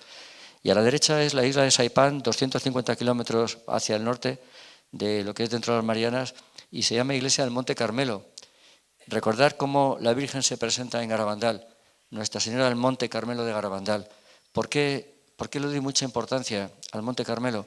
Recordar Reyes 18, creo que es cuando Elías se enfrenta a Acab, al rey Acab y a Jezabel, porque todos siguen a un dios falso, a Baal, y él sigue a Yahvé. Y ahí se produce el discernimiento, cuando hacen la quema de los bueyes, etc. Y con aquello Dios le apoya a Elías para demostrar que había que discernir quién seguía al verdadero rey. A mí no me cabe ninguna duda de que en Garabandal se va a producir el discernimiento de los verdaderos cristianos, no aquellos que están bautizados, que hay mucho en la jerarquía ahora, pero que realmente no creen en Garabandal, el que siente a Garabandal en el corazón.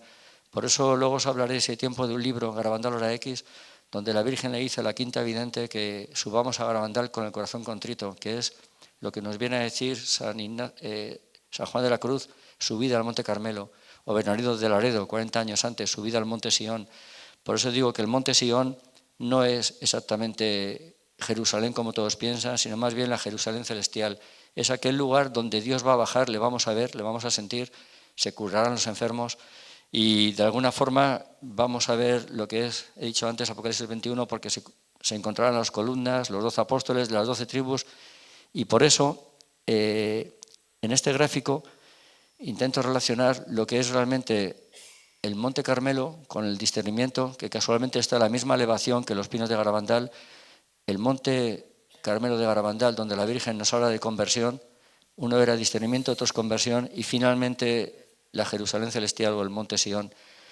Y dos profecías que verifican todo esto es cuando Jeremías 30, por ejemplo, lo podréis leer ahí, habla de que todo el plan que está hablando hasta ahora, y yo lo entiendo así, de que Dios quiso elegir un pueblo al principio, le falló, luego eligió un segundo pueblo, como decía Hechos los Apóstoles, ha visitado a los gentiles para elegir un pueblo consagrado a su santo nombre. Ya claramente la Virgen María se involucró, mandó aquí a Santiago, nos dio esas profecías tan bonitas y de alguna forma dice en ese versículo que todo este plan y la ira y todo lo que ha demostrado la historia es fruto de su corazón. O sea, no es un plan como nosotros lo entendíamos, es un plan de querer o no querer, de amar o no amar.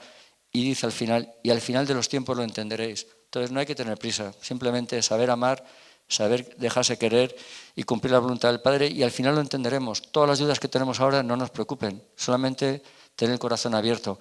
Y luego Jeremías 31 es cuando vuelve a hablar de Efraín y cuando vuelve a decir que va a restaurar las tribus, que las ha dispersado para que al final estén reunidas en un solo rebaño y un solo pastor.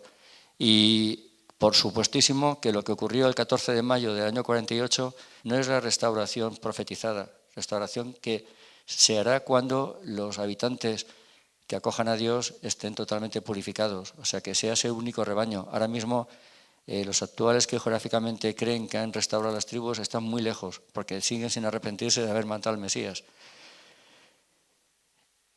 Importantísimo, la última, Ezequiel 37. He hablado todo el tiempo de las dos deportaciones, 722 a.C., llegan aquí efraínitas, 580 y tantos a.C. llegan aquí de Judá. Bueno, pues nos dice Ezequiel 37 que en el Monte Santo, al final de los tiempos, se juntarán la vara de Efraín con la vara de Judá y serán en la mano del Padre una sola vara y habrá para siempre un solo rebaño, un solo pastor. Esto es lo que yo personalmente interpreto que va a ocurrir en Garabandal. Bueno, me podré equivocar, pero creo que el corazón te lo pide, ¿no? Saber que si no, no se entendería cómo se pueden juntar dos varas que, como digo, representan a las 12 tribus, porque Efraín era las 10 del norte y Judá eran las 2 del sur, Benjamín y Judá. Y estamos aquí, hemos llegado al final en una hora y podríamos seguir hablando o ahora abrimos el coloquio. No, es que no se va a escapar, porque tienes unas cosas muy interesantes, Carlos, que yo te voy a rogar que pongas, porque esta es la gran reflexión. O sea, ¿se creen que esto ha acabado? No, esto no hace más que empezar. Y estamos en el momento clave de todo, Carlos. Pasa a la siguiente, porque además son diapositivas de él, que esto es de Garabandal Hora X, y a mí me gustaría, Carlos, que lo explicaras, porque esto tiene mucho que ver con el hecho de que estemos nosotros aquí. A mí me encanta Navarra, y a ti también. Y nos puede gustar mucho, pues como hoy, que hemos estado en San Miguel de Aralar y hemos aprendido un montón, hemos disfrutado, es increíble lo que hemos visto y lo que hemos sentido. Vale, fantástico, nos gusta el arte, nos gusta la historia, nos gusta nuestra tierra, fenomenal. Pero es que esto va mucho más allá. Y el que nosotros estemos ahora aquí con todos ustedes no es fruto de la casualidad, porque ni siquiera que Ángel nos llamara para venir es fruto de la casualidad. Aquí hay una mano que juega muy por encima de todos nosotros. Y esa mano nos ha reunido a todos aquí. Y nos ha reunido para que a partir de ahora empecemos a compartir cosas. Porque esto estaba dispuesto desde hace mucho tiempo antes de que fuera una realidad, pues casi hasta este mismo edificio, si me fuerzan. Entonces, por favor, Carlos, explica esto, para que veamos por qué esto ya estaba prediseñado de antes. Bueno, fíjense. Primero, enhorabuena por ser navarros y lo que voy a contar ahora, pero importante. Hablo de Garabandal y Garabandal terminó el 13 de noviembre del año 65, con la última aparición a Conchita. Y la persona que mejor conoció Garabandal y que mejor ha escrito y donde beben todas las fuentes es el padre Eusebio García Pesquera, porque escribió un libro después de haber estado con ellas todos los días casi todos los días, haberles grabado, haber conocido aquello y haberlo sentido en el corazón y haber rezado mucho, porque aquí influye mucho el tener influjo del Espíritu Santo. Y este libro, que se llama Se fue con piezas a la montaña, se publicó en 1972 y tiene 4 ediciones. Ya falleció luego el padre Pesquera. Pero qué interesante que en el año 76 aparece una mujer, desconozco el nombre, solo dice que es del sureste, y para mí es la quinta vidente de Garabandal, porque le piden al padre Pesquera, que era el más cualificado para verificar esta fuente, que esa mujer que estaba recibiendo en forma de salmos unas profecías para un momento X, como llamó él, X porque no sabemos cuándo va a ser, ya sabemos que fue octubre del 23, por eso digo que ahora es importantísimo leerlo, se va allí al sureste, no sé si era Murcia, Almería, donde fuera, y dice esto: después de confesar y comulgar a esta mujer y estar con ella unos días, tengo 2 seguridades, que esta mujer busca a Dios con el corazón y que tiene dones y carismas. Y a partir de ahí escribe el libro, se llama Garabandal Hora X, y en ese libro los 11 salmos, por ejemplo, el número 1 es subir a Garabandal, y ahí explica lo que es el encuentro del alma con Dios, lo que decía antes de San Juan de la Cruz, la importancia que va a tener el Monte Carmelo de Garabandal para lo que es purificarnos físicamente, porque hay que subir con esfuerzo, pero también diariamente en el combate espiritual que vivimos cada uno, orientarlo en esa subida a Garabandal.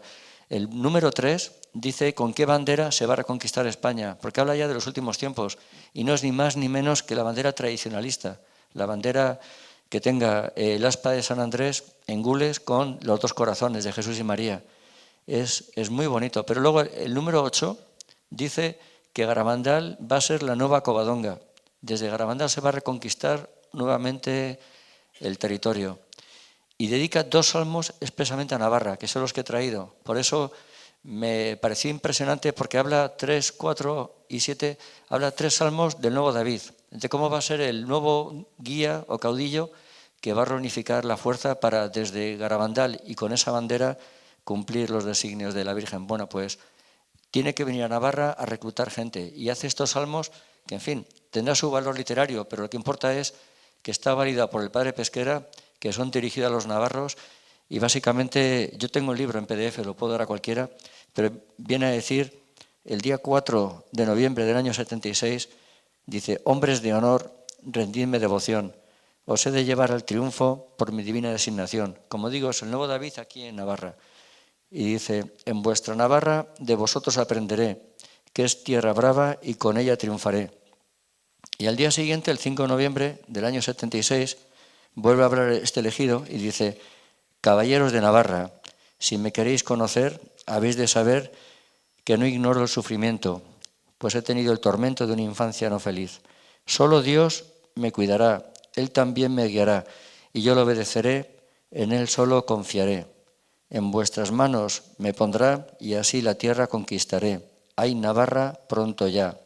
O sea, se deduce aquí, importantísimo, que Navarra va a volver a dar lo mejor de sí, como ha hecho en todas las contiendas, sobre todo desde que la masonería atacó directamente a este plan divino, como le decía el Papa Benito XVI a Jorge Fernández Díaz, que España iba a ser especialmente atacada. Bueno, pues ha habido una región de España que ha sido especialmente defensora de los valores, porque ya recuerdo, y no me gusta llamar el carlismo, yo creo que ya en el año 1795, la Guerra de Convención, ya hubo un grupo de navarros que en sus proclamas se enfrentaban directamente a lo que estaba sucediendo en la Revolución Francesa, que no era otra cosa que un avance tremendo del demonio a través de la masonería. Bueno, pues Navarra, que ha demostrado durante estos 200 años que va a ser fiel remanente y que va a ser leal a la tradición, sobre todo al rey, patria, Dios, fueros, todo esto es importante para que ahora en la última batalla nos diga la Virgen que en Navarra va a surgir otra vez esa fuerza imprescindible. Para mí esto es apasionante y os felicito por estar aquí hoy. Y ahora comprenderéis por qué estaba yo tan feliz de estar aquí contando esto, ¿no? Y luego ya, no sé si esta imagen es simplemente porque hacemos una peregrinación con la Virgen de Garabandal desde hace 3 años a Covadonga, y cuando fui la primera vez no tenía ni idea que existía un salmo que decía que Garabandal era la nueva Covadonga, con lo cual, qué emocionante, y justamente hemos coincidido allí, en ese lugar tan emblemático, con la bandera que decía la Virgen en el Salmo 3 y con la Virgen de Garabandal, que es el Salmo 8. Y claro, llegados a este punto, pues vaya patata caliente, ¿eh? Responsabilidad que tenéis los navarros. No os vais a ir de aquí sin deberes, pero sobre todo lo más importante es que volvemos a iniciar algo que hace pues 1300 años empezaron nuestros antepasados. En su caso en una invasión, en su caso en una guerra abierta, ¿no? En el nuestro una guerra más sutil, en una guerra que tiene otra dimensión, que es una guerra espiritual. Lo decía Carlos al principio, que no luchamos solamente contra hombres, sino que estamos luchando contra otras entidades que nos superan, ¿no? O bueno, ellos creen que nos superan. ¿Por qué? Porque, mirad, esto es una guerra larga. No estoy descubriendo nada, pero sobre todo es una guerra que tiene un final. Y ese final es que sabemos quién gana esa guerra. Y quien gana esa guerra es evidentemente el Señor, y quien es la capitana en todo momento es la Virgen María. Con lo cual es maravilloso, que me lo corrija Carlos, pues irnos a un combate sabiendo que vamos a ganar. Lo malo es lo que pasa por el medio, porque nadie dice que cada uno de los combates del minuto a minuto, del día a día, semana a semana, vayan a ser fáciles. Claro que va a haber bajas, claro que va a haber momentos duros, claro que va a ser tenso, pero lo importante es que la esperanza la tenemos que tener puesta en que esa victoria está asegurada. Y tenemos que tener otro dato también muy claro. El demonio nos ataca 24 horas al día, 7 días a la semana. El demonio, no penséis que no os conoce mejor que os conocéis vosotros mismos. Sabe cada una de las rendijas por las que puede entrar. Os estudia, tiene todo el tiempo del mundo, tiene una experiencia impresionante y sobre todo odia a los seres humanos. ¿Por qué? Porque una humana, la Virgen María, dijo lo que él no dijo, me refiero a Lucifer, evidentemente. En ese momento se creó un odio visceral y un odio que sigue hasta nuestros días. Y ese odio se arroja sobre todas las personas, sobre todos los hijos de María.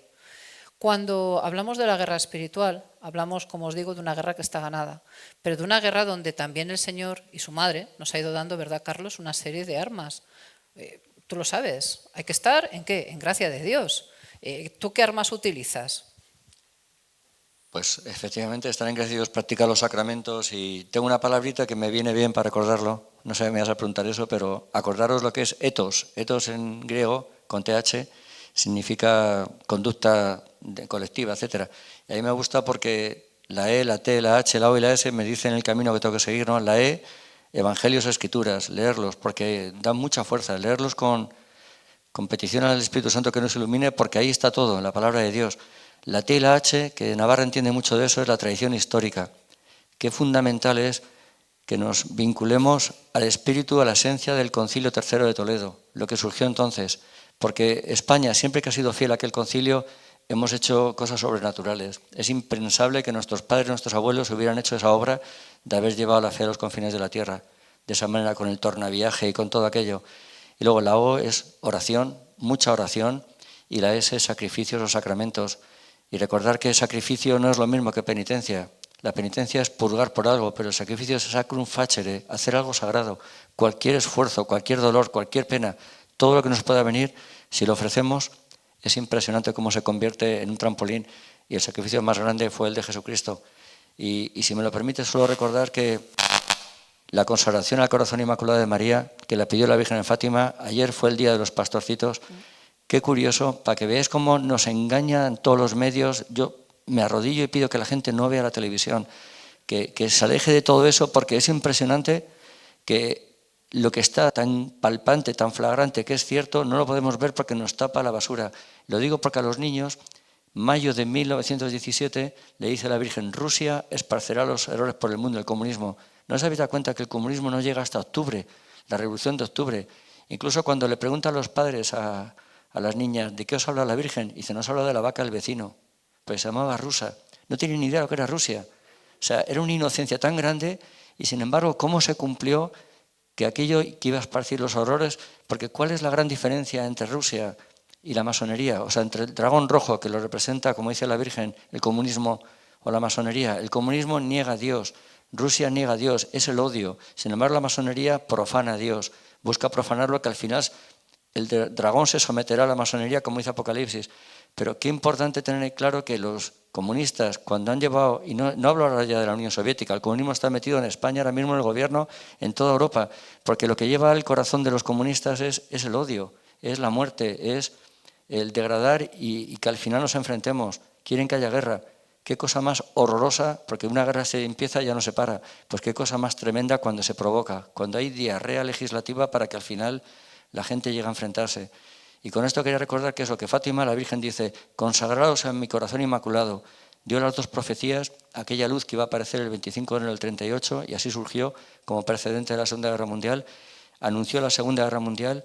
Y el tercer secreto famoso de Fátima, que algunos lo conoceréis, no es exactamente lo que permitió Juan Pablo II leer el 26 de junio del año 2000, porque ahí solamente permitió ver la visión, pero la interpretación está difundida en sitios paralelos como Akita, 13 de octubre del 73, cuando dice: al final de la iglesia, en la silla de Pedro se sentará la serpiente y se corromperá la iglesia desde dentro. Tenerlo en cuenta.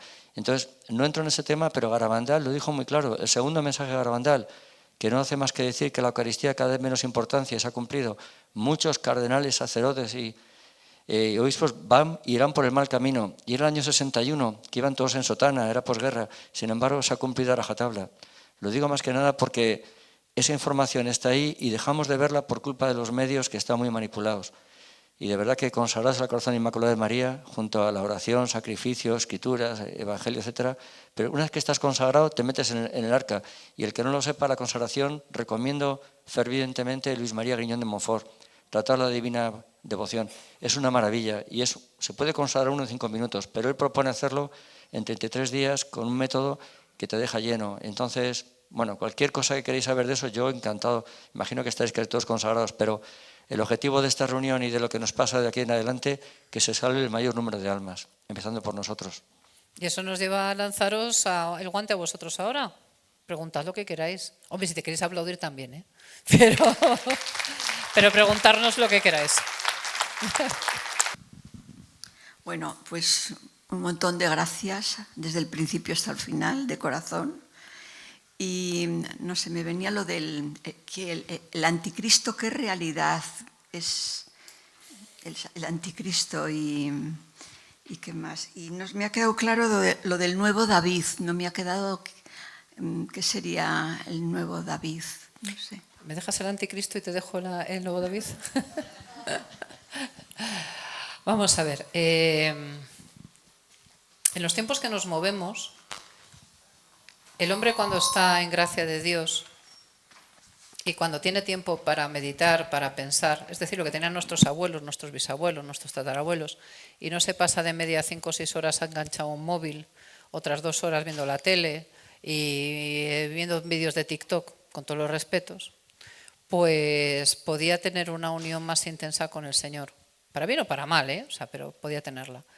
El problema está en que nosotros estamos esperando el anticristo como figura opuesta a la figura de Cristo en su segunda venida.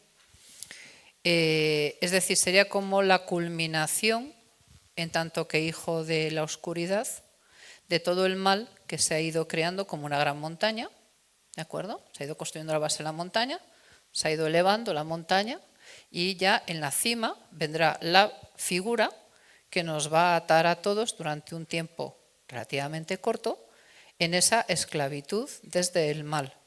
Pero evidentemente Jesucristo viene, corta las cadenas y nos lleva hacia el lado bueno de la historia. Es un poco... Pero claro, esto nos parece que es muy lejano, ¿no?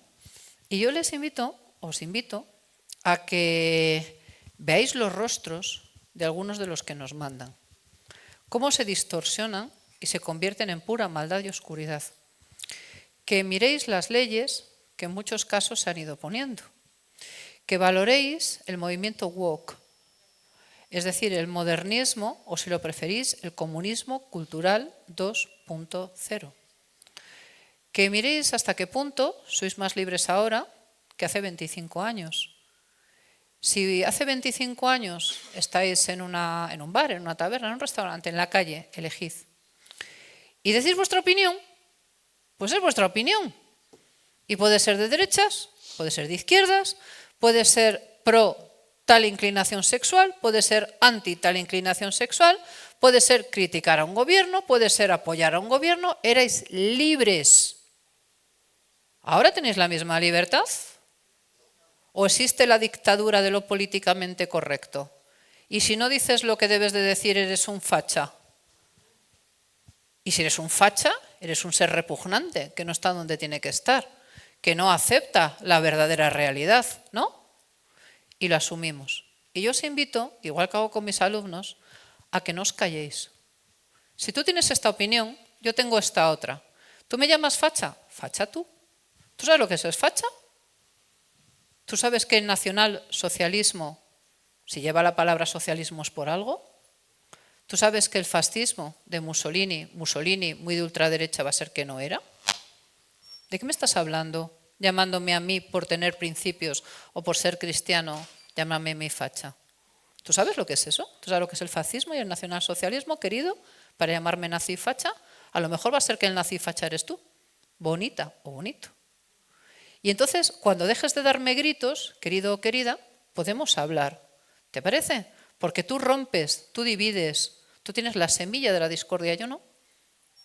A mí mi Dios me ha enseñado a amar, a perdonar, a acercar, tampoco a ser idiota, que también hay un límite en todo, pero me ha enseñado una forma distinta de posicionarme. Cuando vamos aceptando unas cadenas de lo políticamente correcto, vamos aceptando la cadena del miedo. Cuando hace unos años se nos puso la dictadura del bicho, todo el mundo fue aceptando unas cadenas del miedo. Y todo el mundo se convirtió en la vieja del visillo del vecino de abajo.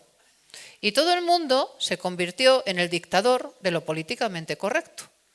Y todo el mundo le hizo la Santa Inquisición, en el peor de los sentidos, a un gobierno que dictaba leyes que eran ilógicas, irreales y basadas en supuestos expertos que nunca existieron. Y lo aceptamos. Y eso se llama aceptar las cadenas de la sumisión. Y cuando tú aceptas como la rana que te calienten el agua, llega un momento en que el agua está tan caliente que la rana se ha quedado sin patas y no se ha enterado cuando quiere salir. Y será en ese momento cuando, a base de doblegarnos con el miedo y con la culpa, no vayas a tal sitio que vas a matar a tus abuelos si les das un abrazo. No, matas a tus abuelos si no les das el abrazo, que es muy distinto. Matas a tu padre si no le vas a ver. Matas a tus seres queridos si aceptas muchas cosas. Lo cual no quiere decir que todos seamos idiotas y que si un día viene aquí una epidemia de peste porcina africana o de peste negra, pues no tomemos unas precauciones, entiéndanme. Pero desde luego sabiendo dónde estamos. Si nos pensamos que quienes nos gobiernan nos quieren proteger, de verdad háganselo mirar. Si no se han dado cuenta todavía que estamos en transición a lo que se llama el nuevo feudalismo, háganselo mirar.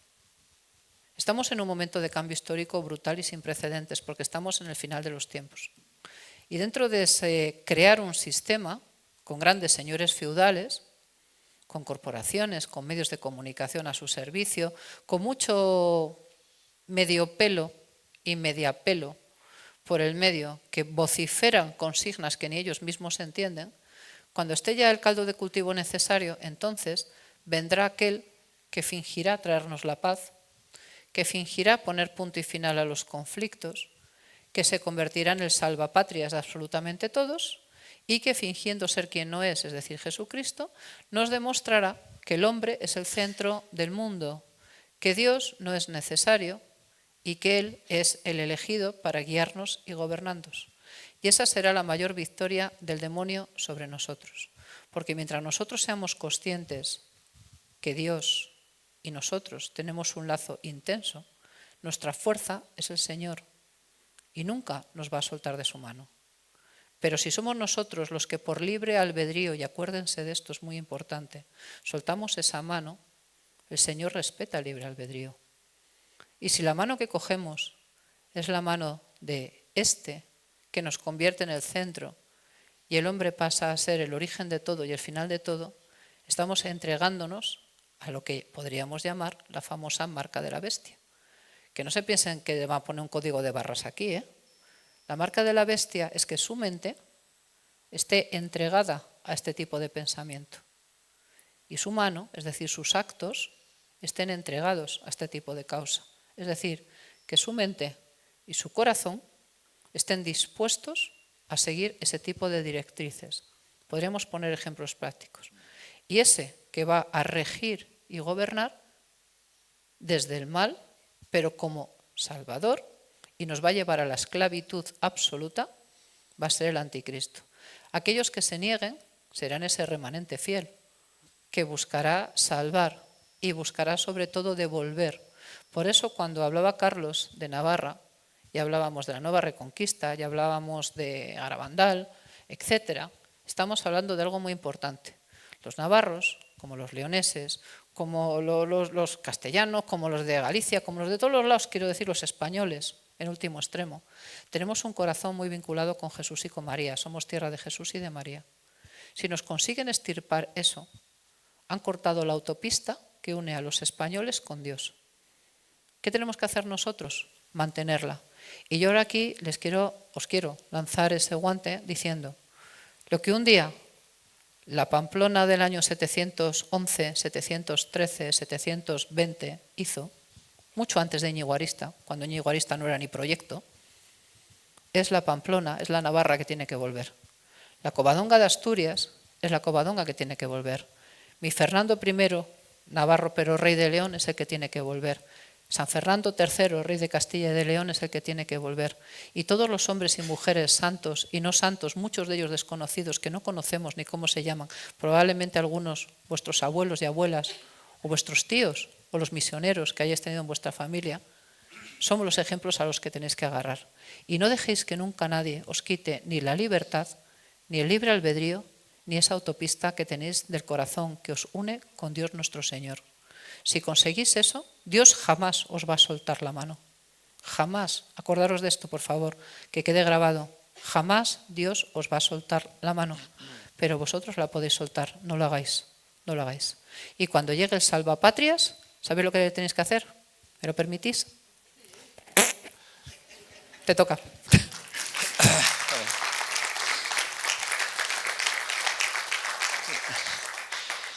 No, y en el... Ahora voy al nuevo de ahí, pero en el artículo 675 del Catecismo, que más oficial que eso hay poco, y lo refrendó Juan Pablo II, habla perfectamente del anticristo y del misterio de iniquidad, y yo creo que ahí está la información más fiable.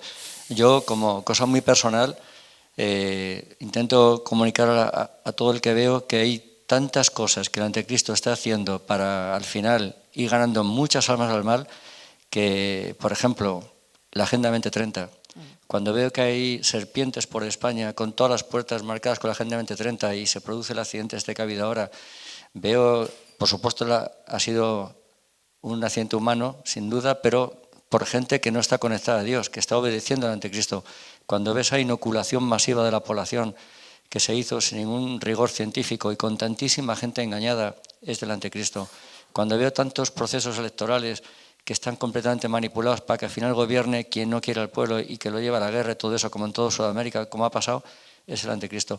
Pero bueno, y es una persona humana, me refiero, una persona que veremos, que vendrá con esa careta a decir que venga a salvar, pero que al final es completamente el odio y, como dijo, seréis como dioses cuando Adán y Eva, y ahora con la inteligencia artificial quiere efectivamente sustituir a Dios creando con esa inteligencia artificial a sus borregos, esa marca que va a haber. Pero en fin, lo único que yo no hablaría mucho de eso, hablaría más de estar dentro del arca con la Virgen María, que lo ha dicho muy claro, nada que temer. Recordad la segunda vez que la Virgen María entrega una imagen física a España y muy poquita gente la conoce, y era para este momento, que es cuando el día 13 de agosto de 1831 en la calle Monasterio Caballero de Gracia, a Sor Patrocinio, una mujer que vivió con las llagas toda su vida, le entrega una imagen y le dice: quiero que recéis a esta imagen, como digo, imagen del cielo física que se conserva hoy en Guadalajara, donde murió. Quiero que la tengáis para rezarme, para invocarme, para protegeros contra gobiernos masónicos. 1831. ¿Qué pasó en 1835?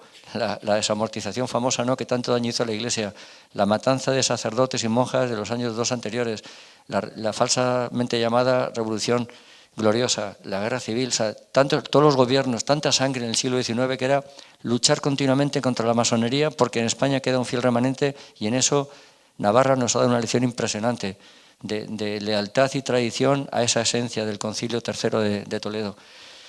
Pero bueno, eso del anticristo, pero del nuevo David hay mucho escrito. Yo me quedé impresionado porque efectivamente ahí, y lo más interesante escrito no es literatura barata, son los santos, muchos santos que han previsto empezando por Santa Brígida, que dijo que ese famoso, le llaman gran monarca, caudillo del Tajo, nuevo David, dicen que va a ser de la estirpe lejana. Y a mí no, he oído en algún que otro programa, dicen que si va a ser de la Casa de Orleans, de la Casa Borbón, no es estirpe lejana. Ya os digo yo, mi corazoncito, lo que yo pienso que va a ser de la casa de David, porque hay versículos en el Evangelio que dice que David reinará para siempre, su casa, ¿no? Y es muy interesante, yo creo, porque la propia Santa Brígida ya profetizó, que es doctora de la Iglesia, que iba a ser de estirpe española, porque luego hay por ahí quien dice que es estirpe francesa, española. Eso es lo de menos. Lo más interesante es en qué momento va a venir, yo creo, por lo que podría intentar contestar, y cómo le vamos a reconocer. Lo digo porque hay una revelación particular, que yo le doy fuerza, pero, en fin, no voy a decir la fuente ahora, en la que el día de Viernes Santo del año 24, visualizó la Virgen de Garabandal con las 12 tribus de Israel en forma de aspa convergiendo al vientre de María. Y la revelación que recibió es que la Virgen de Garabandal, el día del milagro, iba a dar a luz, entre comillas, a las 12 tribus.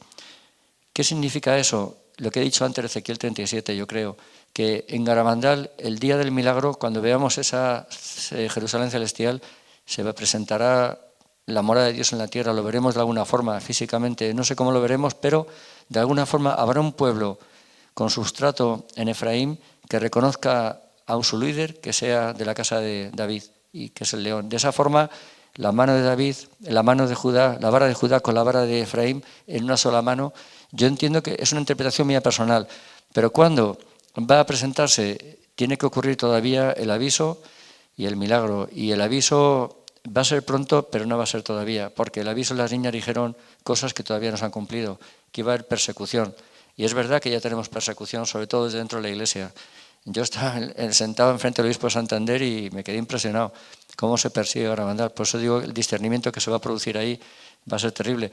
Pero la persecución física vendrá cuando, si se cumple Daniel, capítulo 9, cuando dice la abominación desoladora, a mitad de la semana, que se suprima el sacrificio perpetuo, que está también anunciado en el 676 del Catecismo, en ese momento se cambiará la liturgia para que ya no haya consagración.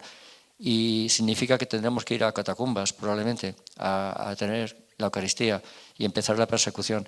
Y ese es el momento en el que probablemente, después de esta situación tan dramática, las niñas dijeron, cuando estemos en el peor momento, venga el aviso y el milagro, y ahí ya, después de ese caos, aparecería esa figura que está muy profetizada como gran monarca o alguien. En el libro de Garabandal X le dedica varios salmos y se saca información de que va a ser alguien humilde, limitado, pero que va a estar protegido y como amparado por la Virgen María, y además elegido por la Virgen del Monte Carmelo, una de las profecías. Y es curioso, cuando vino Jesús al mundo, nadie le reconoció. Entonces yo creo que tendremos que rezar para reconocer a esa persona cuando venga, porque va a venir, como siempre hace el cielo, ¿no? Para dirigir de la mano del Papa Pedro Romano, un Papa que sea ungido por el cielo, y de la mano los dos, porque las profecías siempre los vinculan, dirigir al rebaño para avanzar en lo que sea ya la segunda venida de Cristo, el ven Señor Jesús, que decimos todos los días en misa, que ya vivamos habiéndonos librado de todo este combate espiritual que estamos sufriendo. Pero yo siempre, positivamente, me quedaría con lo que tenemos ya de información de que le va a pisar la cabeza, que tenemos que estar bajo su manto, que tenemos que ganar a nuestro alrededor el mayor número de almas y no preocuparme demasiado con que quién va a ser, cómo va a ser, sino estar cada uno internamente venciendo ese combate cada día.